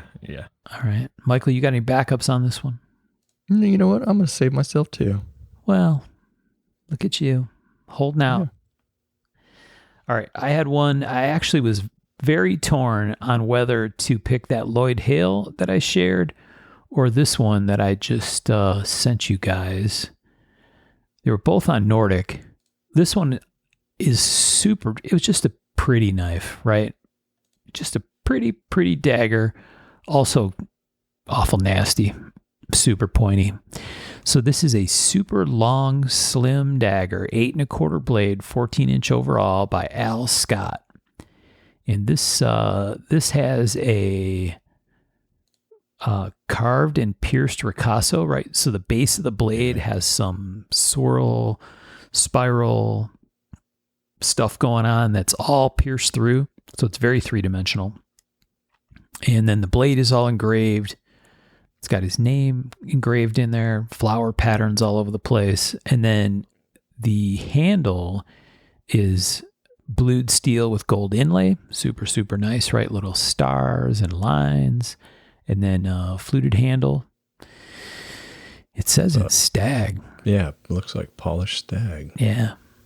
That's kind of crazy. That looks good. It really does. So I really like stag with the bark polished off. Yeah. Like on hidden tangs and stuff. Yeah. It has a very ivory-like feel to it. Would you say this is like a Mediterranean type dirk? Ooh, that's maybe. Does it kind of feel like that to you guys or no? Yeah, I It's get very where you're coming narrow. from. Yeah. It's got kind of that Argentinian dirk blade shape. Yeah. Mm-hmm. Yeah. I like it. I really think that it's like, okay, the blade is really pretty and the engraving is really nice. And then you get to that area at the base. Yeah. And it's like, what the heck? Like all of those shapes go right directly into the base of the blade. Mm-hmm. So this was all carved back from a much larger piece of steel. Well, no, Yeah. maybe not much larger, but a substantially larger piece of steel than what's there. Yeah, gorgeous work. Yeah. Super. Like the flowers at the top. Al Scott. You know what Nice those work. are, Tom? Those are daisies, because you can be pushing up daisies by the time you make it to those. No joke, right? Yeah. Pushing in daisies. Yeah, right. Mm-hmm. Oh, look at Michael Oh, shit, I did have a backup. My bad. with the sneak backup. Oh, I like that. Ooh, yeah. Yeah. Sorry, I forgot I had this on my list. I thought this damn. was cool as shit. An Al Pendry custom Woots. He calls it Afghan fighter. So it's basically a very thick-spined, once again, almost mogul type blade. But check out a mammoth handle. He's got Mokame around the handle. What? Now, It's Mokame Yeah. wrap. That's cool. Oh, that is cool. but also I was like, I wonder if he was like, I'm not using up all this Woots. Yeah. You know what I'm saying? Yeah, right. Right. A bit of an artistic and a let's not use it all up sort of choice. Yeah, save the woots. Gorgeous mammoth though. I would Good love Lord. to have that in my collection. Yeah, that's a fucking cool piece, isn't it? So it looks like the if you look at, Hands. yeah, exactly. If you get to the one of the pictures where you are seeing where the blade meets the handle in the front, there's Mhm. Mokame there too. Yeah. So like the Woots comes back on the top, what, probably a half inch, 3/4 of an inch into the handle. But then from there, all the rest of the way around, including maybe like where the blade passes through, is Mokame. Mm-hmm. Wow. Yeah, but if you look at the spine, the Mokame stops. That's what I mean. Yet it's there at the interface where the blade meets the scales or the handle. I feel like they cheated on this. Maybe something sneaky's going on. Like Birch AI. said. Yeah. It'd be really cool to know how he made this. Yeah. I'd really like to see this in person. Also, how did he do that blade? Is that machined out or something? Like, what is going on? It's forged. Yeah, I don't know if that's. You think Gotta maybe? be forged. Yeah, Yeah, I mean, it's that- deep. That top it's flat. Like it's not a radius. Right. Yeah. That's what I mean. It's like So- that's not something that gets ground out. No. I guess those were forged in. Yeah. And then You're right. then a lot of stonework. Man, that's one heck of a Shit. pattern. Did Al Pendray make a bunch like this? Because that's a lot to do to make one knife. I'm guessing he didn't make a bunch like this. No. But yeah, that's all forged in, and then a lot of handwork. Yeah. Great piece, Michael. Yeah, really cool. Thanks. And it's I not mean, tiny, it's 14 inches overall. Yeah, right. Yeah. But it's 10 inches of woots. That's a lot of Woots. Still a lot of woots. Big piece. Even if the Mokame is a cheater play. I don't know. Who knows? Awesome. Fantastic. Well- Well, that category did not disappoint. Even though it saves woots, it definitely adds complications. So, I mean, it's a Yeah. push. High five for that. High five for that. Are we moving on to anything goes? Sure. Anything goes.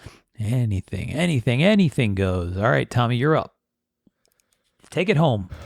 Well, I went kind of fancy on the other stuff, and I decided not to really go super fancy on this. I mean, it's fancy, but Wow. I figure the best fighting knife is the fighting knife you have with you, right? So I went with a sword cane. Oh, I've wanted one of these Burger Canes forever, yes. and Yeah, man, that's the Rolls Royce of sword canes, in my opinion. Mm-hmm. right?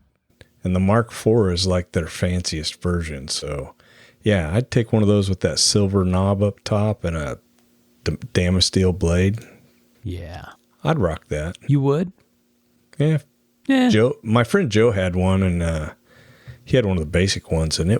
it was really fun. It's a really cool piece. Oh, yeah. So, yeah, I 100% would rock one of those. The first time I went to Blade Show, I was walking by and he like whipped one of these out of the out of the cane. Right. And I'm like, holy shit. You're like, yeah. Right. So, yeah, I just went with something like that, something practical, attainable. Sword cane, yeah, is not a nothing to turn up your nose at. I like the jazzy version with the ball end with your initials. Yeah, that silver Engraved, your knob. monogram. Yeah. Hand engraved tie. You bash somebody with that too. Heck yeah. Definitely like those.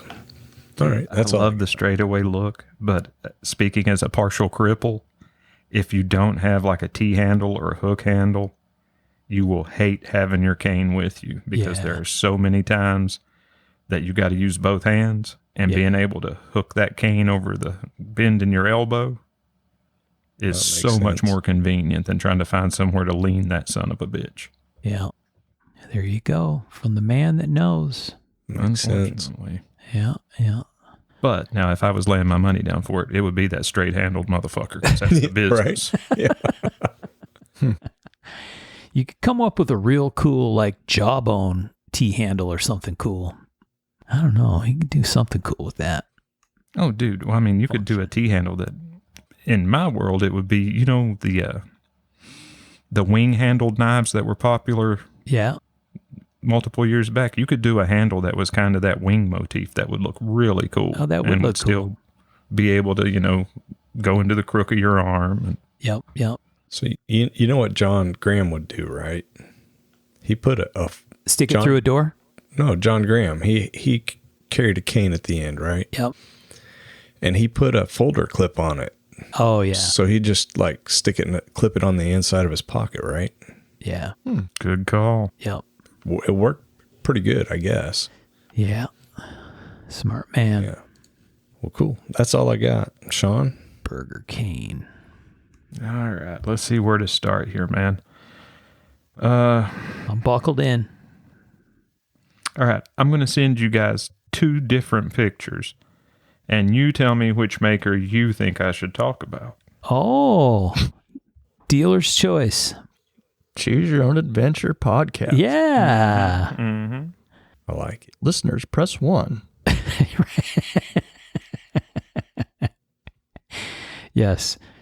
Hit the fast forward button 2 times on your DVD player to skip to the next part of the adventure. All right. So here's your first guy. Yes. And I'm not going to say the names until we decide who you guys want to see from. Ooh. Okay. Oh. Well, All right. So there you go. There's 2 different fighters by 2 different makers, you know, 2 fighters each. Which do you guys want to talk about? the first 2 are from the same person. Yeah. Yep. The second 2 you can tell are the same person. Yeah. Style. Lozier. I like the first one. Don Lozier. Yeah. Nice. All right. Then we'll talk about Don's work first because I'm going to talk about the others too. I like it. This is a Alright, so- picks, plural episode, he said, after all. Yeah. I mean, now, dude, normally I don't do extras. So, you know, I save my he's cards for later episodes. I see it. He's been collecting his extras and put them in a little pocket of All right. You know what? extras. I'm not going to talk about the other guy. I take my ball and I go home. Oh, Fuck it. I feel unappreciated. all right, Sean the Magnificent. Sean the Mag. Let's hear about Go your ahead. little. All right. maker. Which one do you guys want to talk about first? Those are the only Lozier. 2. Lozier. Well, I mean, of the 2 Loziers I sent, because those are 2 very different Oh, knives. jeez. And let Start me from see the if I've top. got any more of his work here. I actually have more pictures from the other maker. I say just start talking about the one at the top and go down from there. He's trying to pull off the extended tease. That's Man, what's going on here. No, I have so many fucking pictures loaded right now. This was the more difficult category for me. Dang, And I dang. think that this is a Don Lozier dagger also. Is it really? Yeah, the one I just sent. The knife that purveyor has kind one? of It's got to be. That's Yeah. that's a Lozier dagger also. All right. So without further ado, the first picture I sent the guys is from a maker named Don Lozier. I grabbed this off of Arizona Custom Knives. And it's a very simple, straightforward kind of boot dagger, full tang, stainless forward and rear bolsters dovetailed with some green canvas micarta. Really clean hollow grinds, just a quintessential boot dagger sort of shape. And clean. I would happily own that knife. Those dovetails. Mm-hmm. Yeah, right. Yeah. Very nice. Now, the other example I sent is a fully engraved Damascus Persian fighter. And where to start on this feast? So, man, I'm guessing that's Turkish twist Damascus. Mm-hmm. Guard and butt cap are, man, I'm guessing stainless. Yeah, maybe 304 or something. Probably. Yeah, fully engraved. Looks like there's inlaid gemstones front and back. Now, the handle itself proper. Man, do you guys think, is that stone? What the fuck is going on there? That's what it looks like. Yeah. I was about to ask you. Like a gray jade, maybe? Yeah. It looks like jade to me. Yeah, Something. and then inlaid in jade, maybe. Yeah. And just a gorgeous piece. So much flow to the blade. Yep. Mm-hmm. Top-notch work. And Lozier, he does his name. It's engraved in gold, which is a classy touch. And it really works on this piece. And a super talented guy. You don't hear his name mentioned much anymore, and that's a shame. And now the other picture I sent to the guys. Let me see here. This is a European dagger blade shape. And then a big old guard. Fucking bat wing guard on that bitch. It's gorgeous. Yeah, and man, it looks like it's 3/4 of an inch thick if it's a fucking bit. If it's 1,000th, it's a 3/4 inch thick. Yeah. And once again, Deep fully old engraved. grinds. Do what? Deep old grinds on that thing. Mm-hmm. And is that more Turkish twist also? Hell yeah, bro. I was going to say, that looks like very similar patterning. Hell, man, the handle material might be the same. Yeah. That I'm should just be thinking from the same same thing. fucking era. Yeah. Look at the tip of that grind. You reckon that's ground on a 3-inch wheel?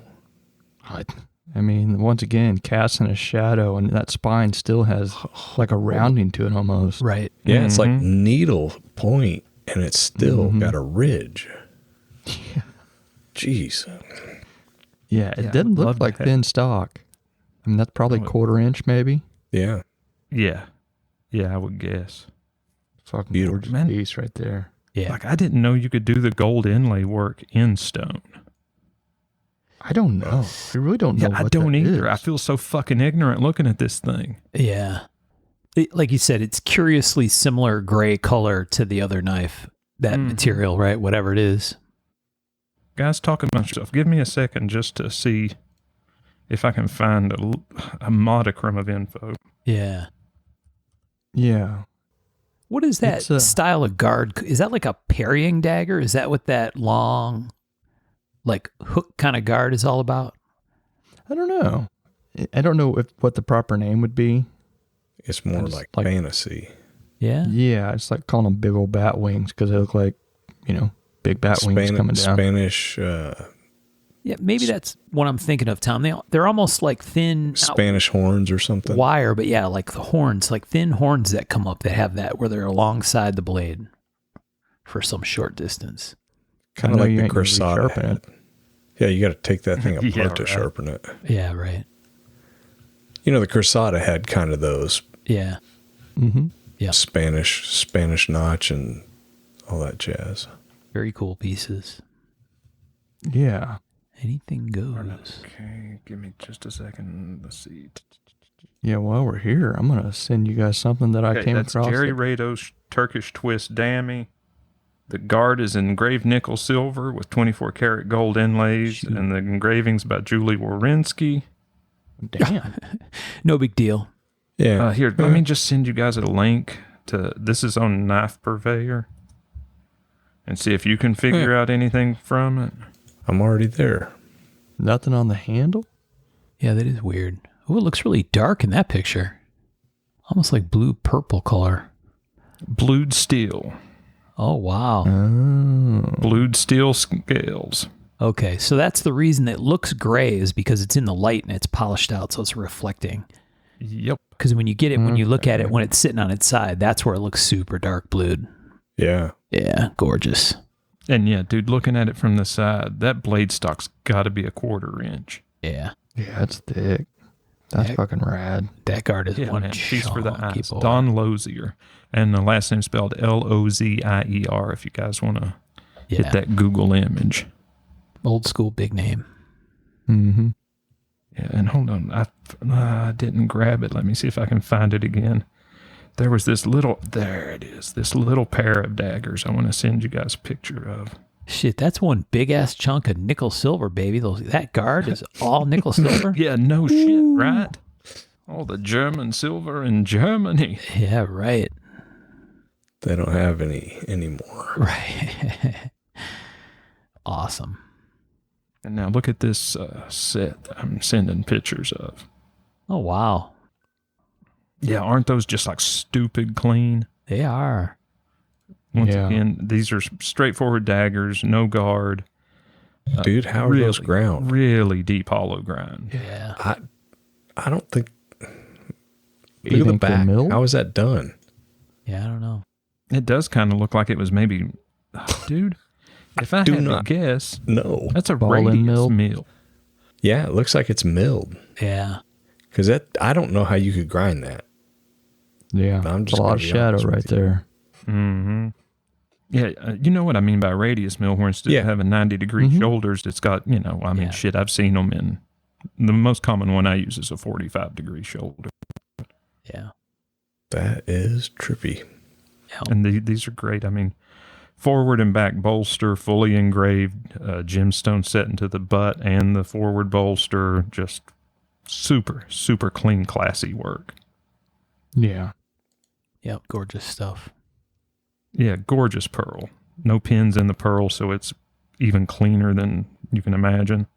Yep. Like if I wanted to be stabbed in the antebellum era, I'd like to be stabbed by one of these. Yeah. Gotta do her. You know what I mean? Yeah. Yeah, buddy. I don't want to get stabbed. Yeah. Not that anybody. But I mean, if I had to, I guess. Yeah. Just don't stab me with that triangle blade. Right. And I'll be able to sew me up. Right. Multiple wound channels. That's ridiculous. Mm-hmm. I'm going to puncture your lung with a piece of rebar. How dare you? Wow. Wow. All right. You got more to throw on the pile, Sean? You know what? I've got the other maker I sent the 2 knives from, Yeah.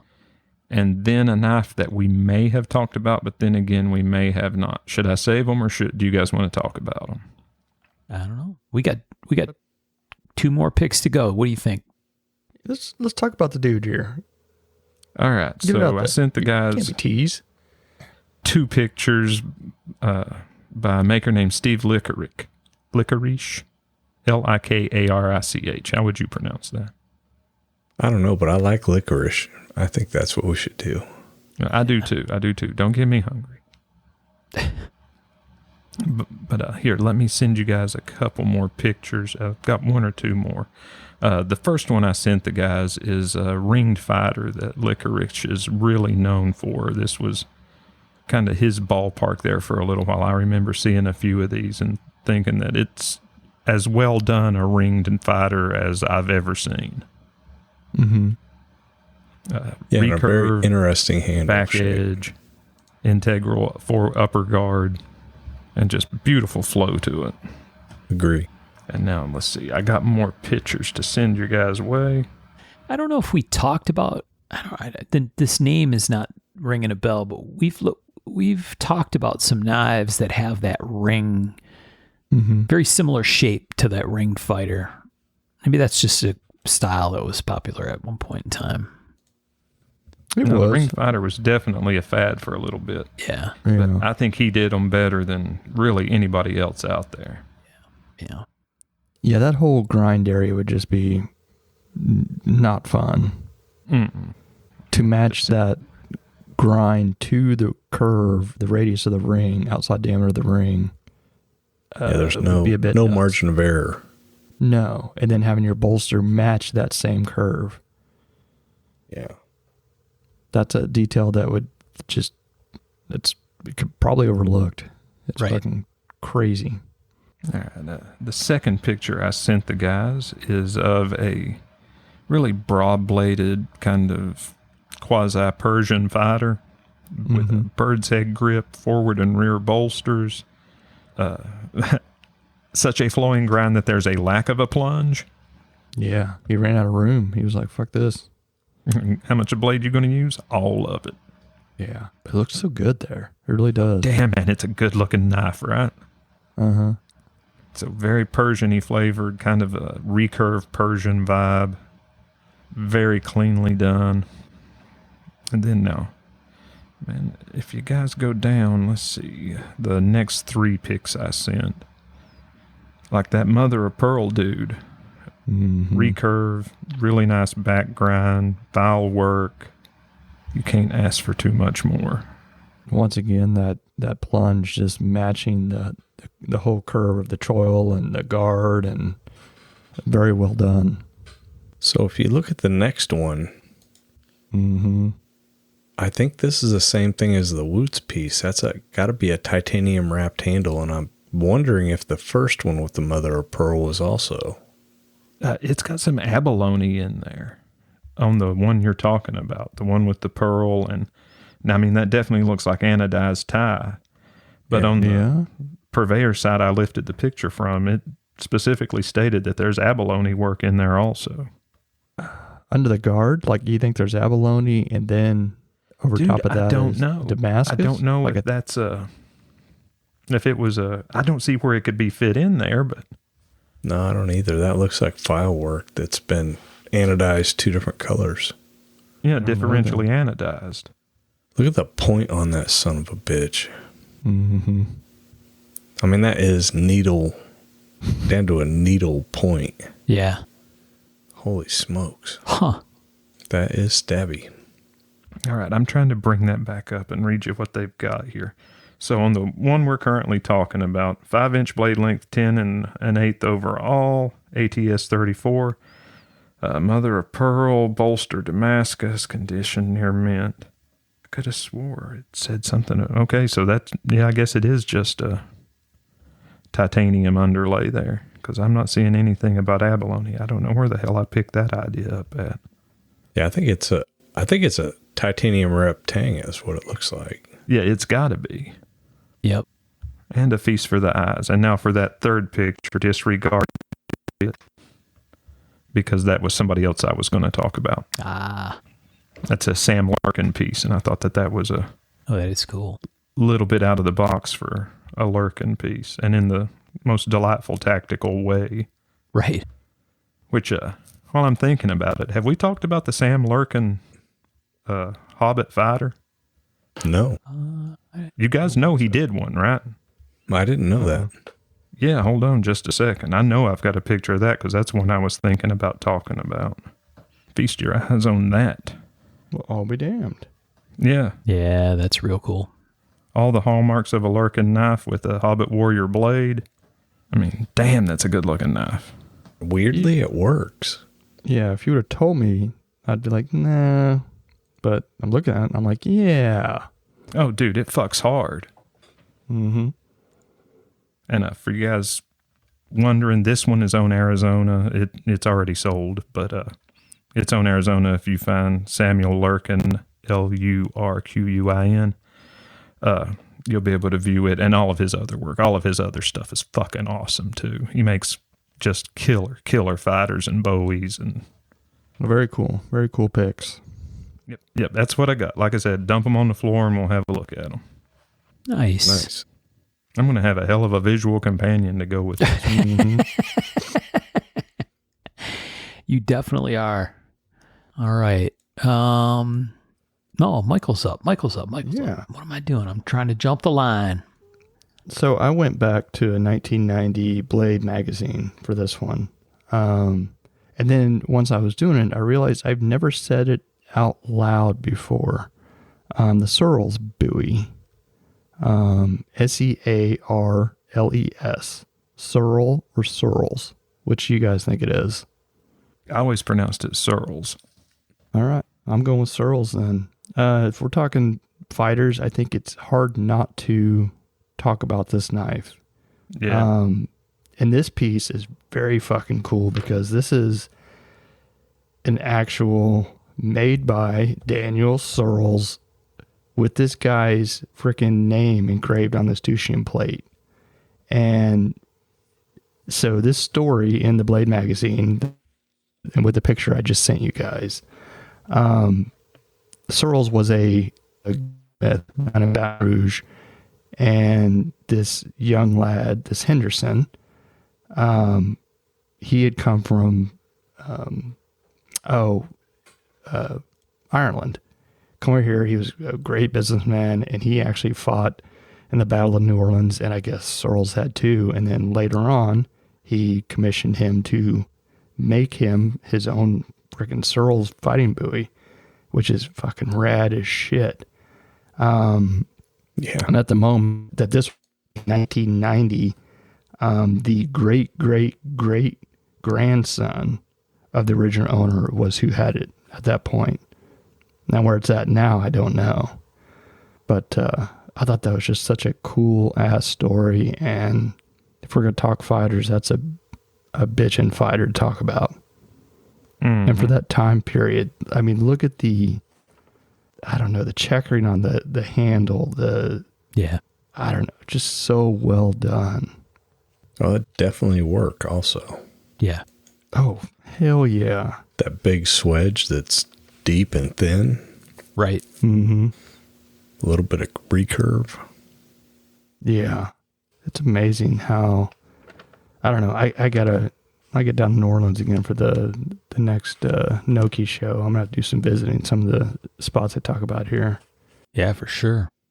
But I thought that was just an interesting oddball choice, or, anything goes kind of choice. Yeah, man, you got like anything that's got some history to it. Yeah. And I don't know what I'll do about visual for this one because the article is fantastic. I'll send you the sheath too, which you'll find just fucking blows your mind. Probably nickel it looks silver exactly. fittings. Well, yeah. Wait till you see it. It looks exactly like the blade. That's how well it fits. Yeah. Check that out. Oh yeah. I mean, it's got this wedge. It's got that weird, little bump on in front of the guard. Right. Everything. Huh. Yep. So that would work with a frog, right? Is that what it? Mm-hmm. I love that. So yeah, there we go. Really cool. It doesn't look like that blade would fit in that sheath, does it? Right. No. It's like too close. It's like That's perfect. like Kydex, but metal. Yeah, right. Mm-hmm. Yeah, I love that. Yeah. Good pick. Thanks. Something Yeah, different. man, I'd forgot about that, but that's just all-American fighter all day. Yeah. Mm-hmm. Yep.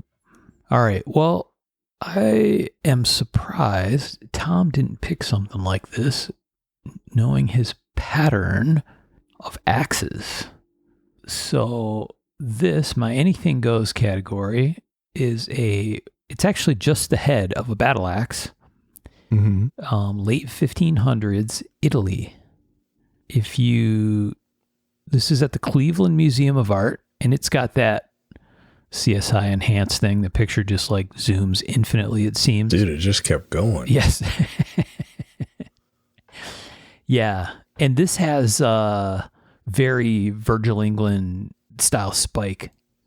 Hell yeah. Like a multi-fluted spike off the back end of the axe head. It's even angled properly. Yeah. And if you zoom in, that piercing in the blade side of the head is copper inlay. Yeah, plug. Yeah. Really, really cool piece. Looking to see. Fantastically cool. Yeah. Let's see. I thought It's crazy. You can zoom in and almost see like the grain structure. right. Yeah. Cleveland Museum of Art ain't messing around. No, not at all. They actually have a number of really cool pieces if you poke around. Mm-hmm. That's what I've started doing here. So we might have to meet up on a field trip, Sean, in Cleveland. That's doable. Get some food and go to the Cleveland Museum of Art. I'm picking a place Cleveland to eat. And you know where I'm picking? In Cleveland? No. Yep. What are you picking? Hofbrau. Oh, Hofbrau. Hofbrau. Yeah. I like this, the gift. This thing was gifted by John L. Severance and his wife. Severance is kind of an interesting thing to have attached to a battle axe. And if you look in the collection, they gifted many, many, many, many pieces of old, medieval almost kind of pieces to the Cleveland Art Museum. Very nice. A very nice gift. That's a fucking awesome guy. Got to talk to. Oh, heck yeah.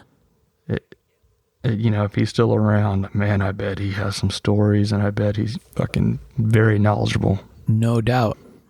No doubt. And maybe had like a warehouse somewhere based on the number of pieces. I'm hoping it was just a really badass Gothic house. Oh, yeah. Right.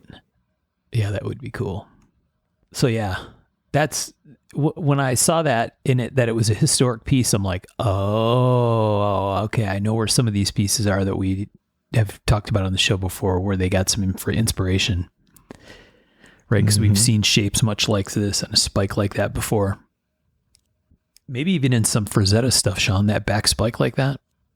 Oh, yeah. Definitely. It smacks of the fantastique. Yes. Mm-hmm. So there you go. Late 1500s battle axe. Amazing pick right there. Hard to say fighter any stronger than that. I almost picked this one. I'll do my backup since I have the microphone. My backup was this one. This is from the Museum with No Frontiers, and it's on display in Vienna. This is another battle axe, but this one is a piece of Islamic art. This is a battle axe of a member of the Sultan's Guard. And that's one you got to click on and check out the detail in that thing. I wish you could zoom on it. Yeah, right. Yeah. If you could do enhance. If you could do a Met style enhance on this baby, you'd see some crazy stuff. So this is a huge, almost like a ulu shaped blade, right? Like a great big part circle arc shaped axe. Like a headsman axe. With, do you think that's a metal handle or is it wood? Yeah. It looks like it's twisted. It's metal. It looks like metal. It's got like and it's inlaid with gold. Yeah, I think in the description it says it's damascene, this like applied gold on the surface that Rachel told us about before. One of the things I thought was really interesting about this piece is look at where the head of the axe joins to the handle, and on either side there's almost like a link.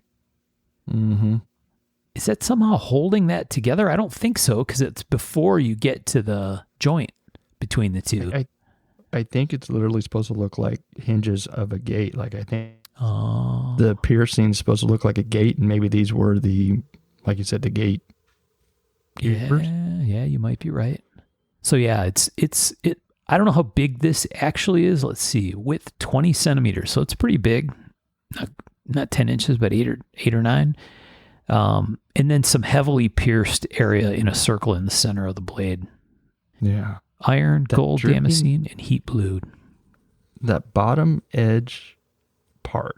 Yeah. Yeah, it has the rat tail. Yeah. Yeah. What is that? Was it supposed I to don't be know, attached man. originally? I don't know. Or is that just don't slide your hand up there because you're going to stab yourself? I mean, looks like it would make sure of that. Right. Yeah. Yeah, I thought it was a cool piece. Hell yeah. Oh, yeah. This is, I love the provenance on this thing. It says Egypt ? But it says the Mamluks ruled Egypt and Syria from AD 1250 until their empire fell to the Ottomans in 1517 AD, when a wealth of Mamluk booty was removed to Istanbul. They took the good stuff, They too. took the good stuff. And look at that museum name, Birch. I had to look that up on how to pronounce it. Kunsthistorisches Museum. Kunsthistorisches. Yep. Where's it at? It's in Vienna. Another Vienna. field trip we should do. Yeah, I'm down for that. I've never been to Switzerland. Mm-mm. I mean, if we're going to Europe, we should hit a couple different things. Yeah. Belonged to a member of the Lifeguards of Sultan Muhammad in Katbeh. Check that out. Anyway, lots of words I can't pronounce, but really, really cool. And I thought it was fascinating. A little tip of the hat to Miss Rachel. I'm sure she is familiar with that piece. So there you go. You think she's calling us idiots Probably. trying to pronounce things? Yeah. She's another one screaming into her headphones. She's too nice. You to listen. idiot. No, she wouldn't do that. Not to our faces. Well, yeah, much too polite. All right. Did you guys have other backup picks and anything goes? Anything else you That's wanted all to I share? Yeah, I might as well toss it in here. All right. I of course got caught up on a couple of decorative Yanoni arrowheads. Ooh. And these weren't, I don't even know how to explain it. We've seen these. This one right here? Or, It was on. Is that at the Met? oh, yes, this is Met. Oh, they're talking about like on our thing. No, when we were there. Oh, yeah. But highly pierced, highly carved, decorative arrowheads. And just, I mean, fantastically done. And this was made in 1645. Once again, extremely humbling. These were made by the guys that would do the subas and stuff and the iron chiselers, just sort of as a look what I can do. And this is just, it's just gorgeous. I will have to be showing photos of this. It's like a waterfall. It's your very wood block print looking quintessential, fantastic, beautiful work. Well said there. Like a Japanese exhibition piece, Mm-hmm. right? Yeah. And just real fast, what led me to that one was this one with a hamon that I was just like, hell yeah. Less decorative, just some simple piercing, simple quote, quote. But the hamon on it was like, shit, yeah. Ooh. Look at that. Yeah, that's beautiful. Yeah, absolutely gorgeous. Yeah. So they would just I love make this these. collection. Yeah. Yeah, I was stuck in a loop, a Met loop for a while today. So good for work. And it looks like the arrowhead for when you want to shoot your enemy with a small shovel blade. Right. Yeah. Yeah. How big are these, Tom? They're 4, 5, 6 inches, Oh, really? Yeah, pretty massive. Wow. and they're Mhm. we looked at them. They have it's Mhm. right when you walk in the collection there. It's to the right, I Okay. think. Okay. I love those. They're amazing. That whole display was just bonkers. Yeah. Yeah.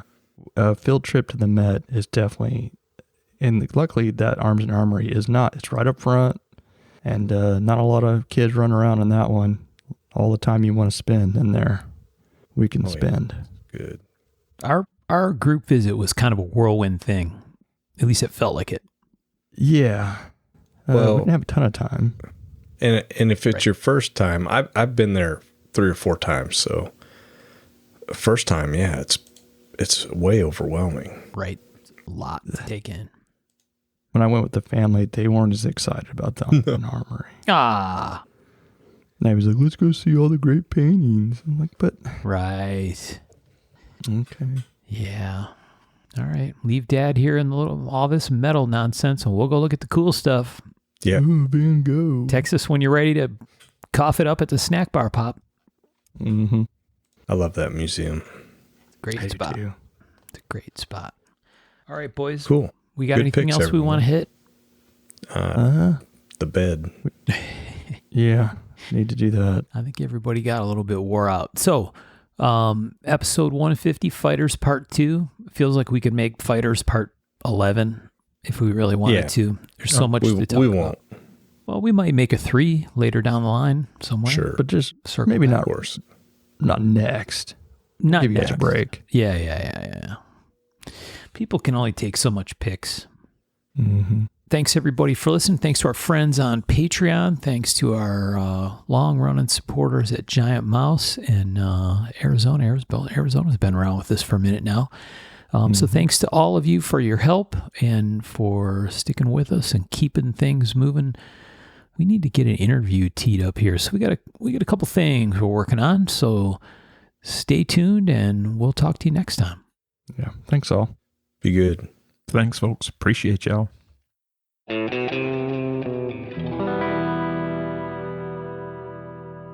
To learn more about our makers, you can find Tom Crine in his Facebook group Crine Knives or on Instagram @Crine Knives.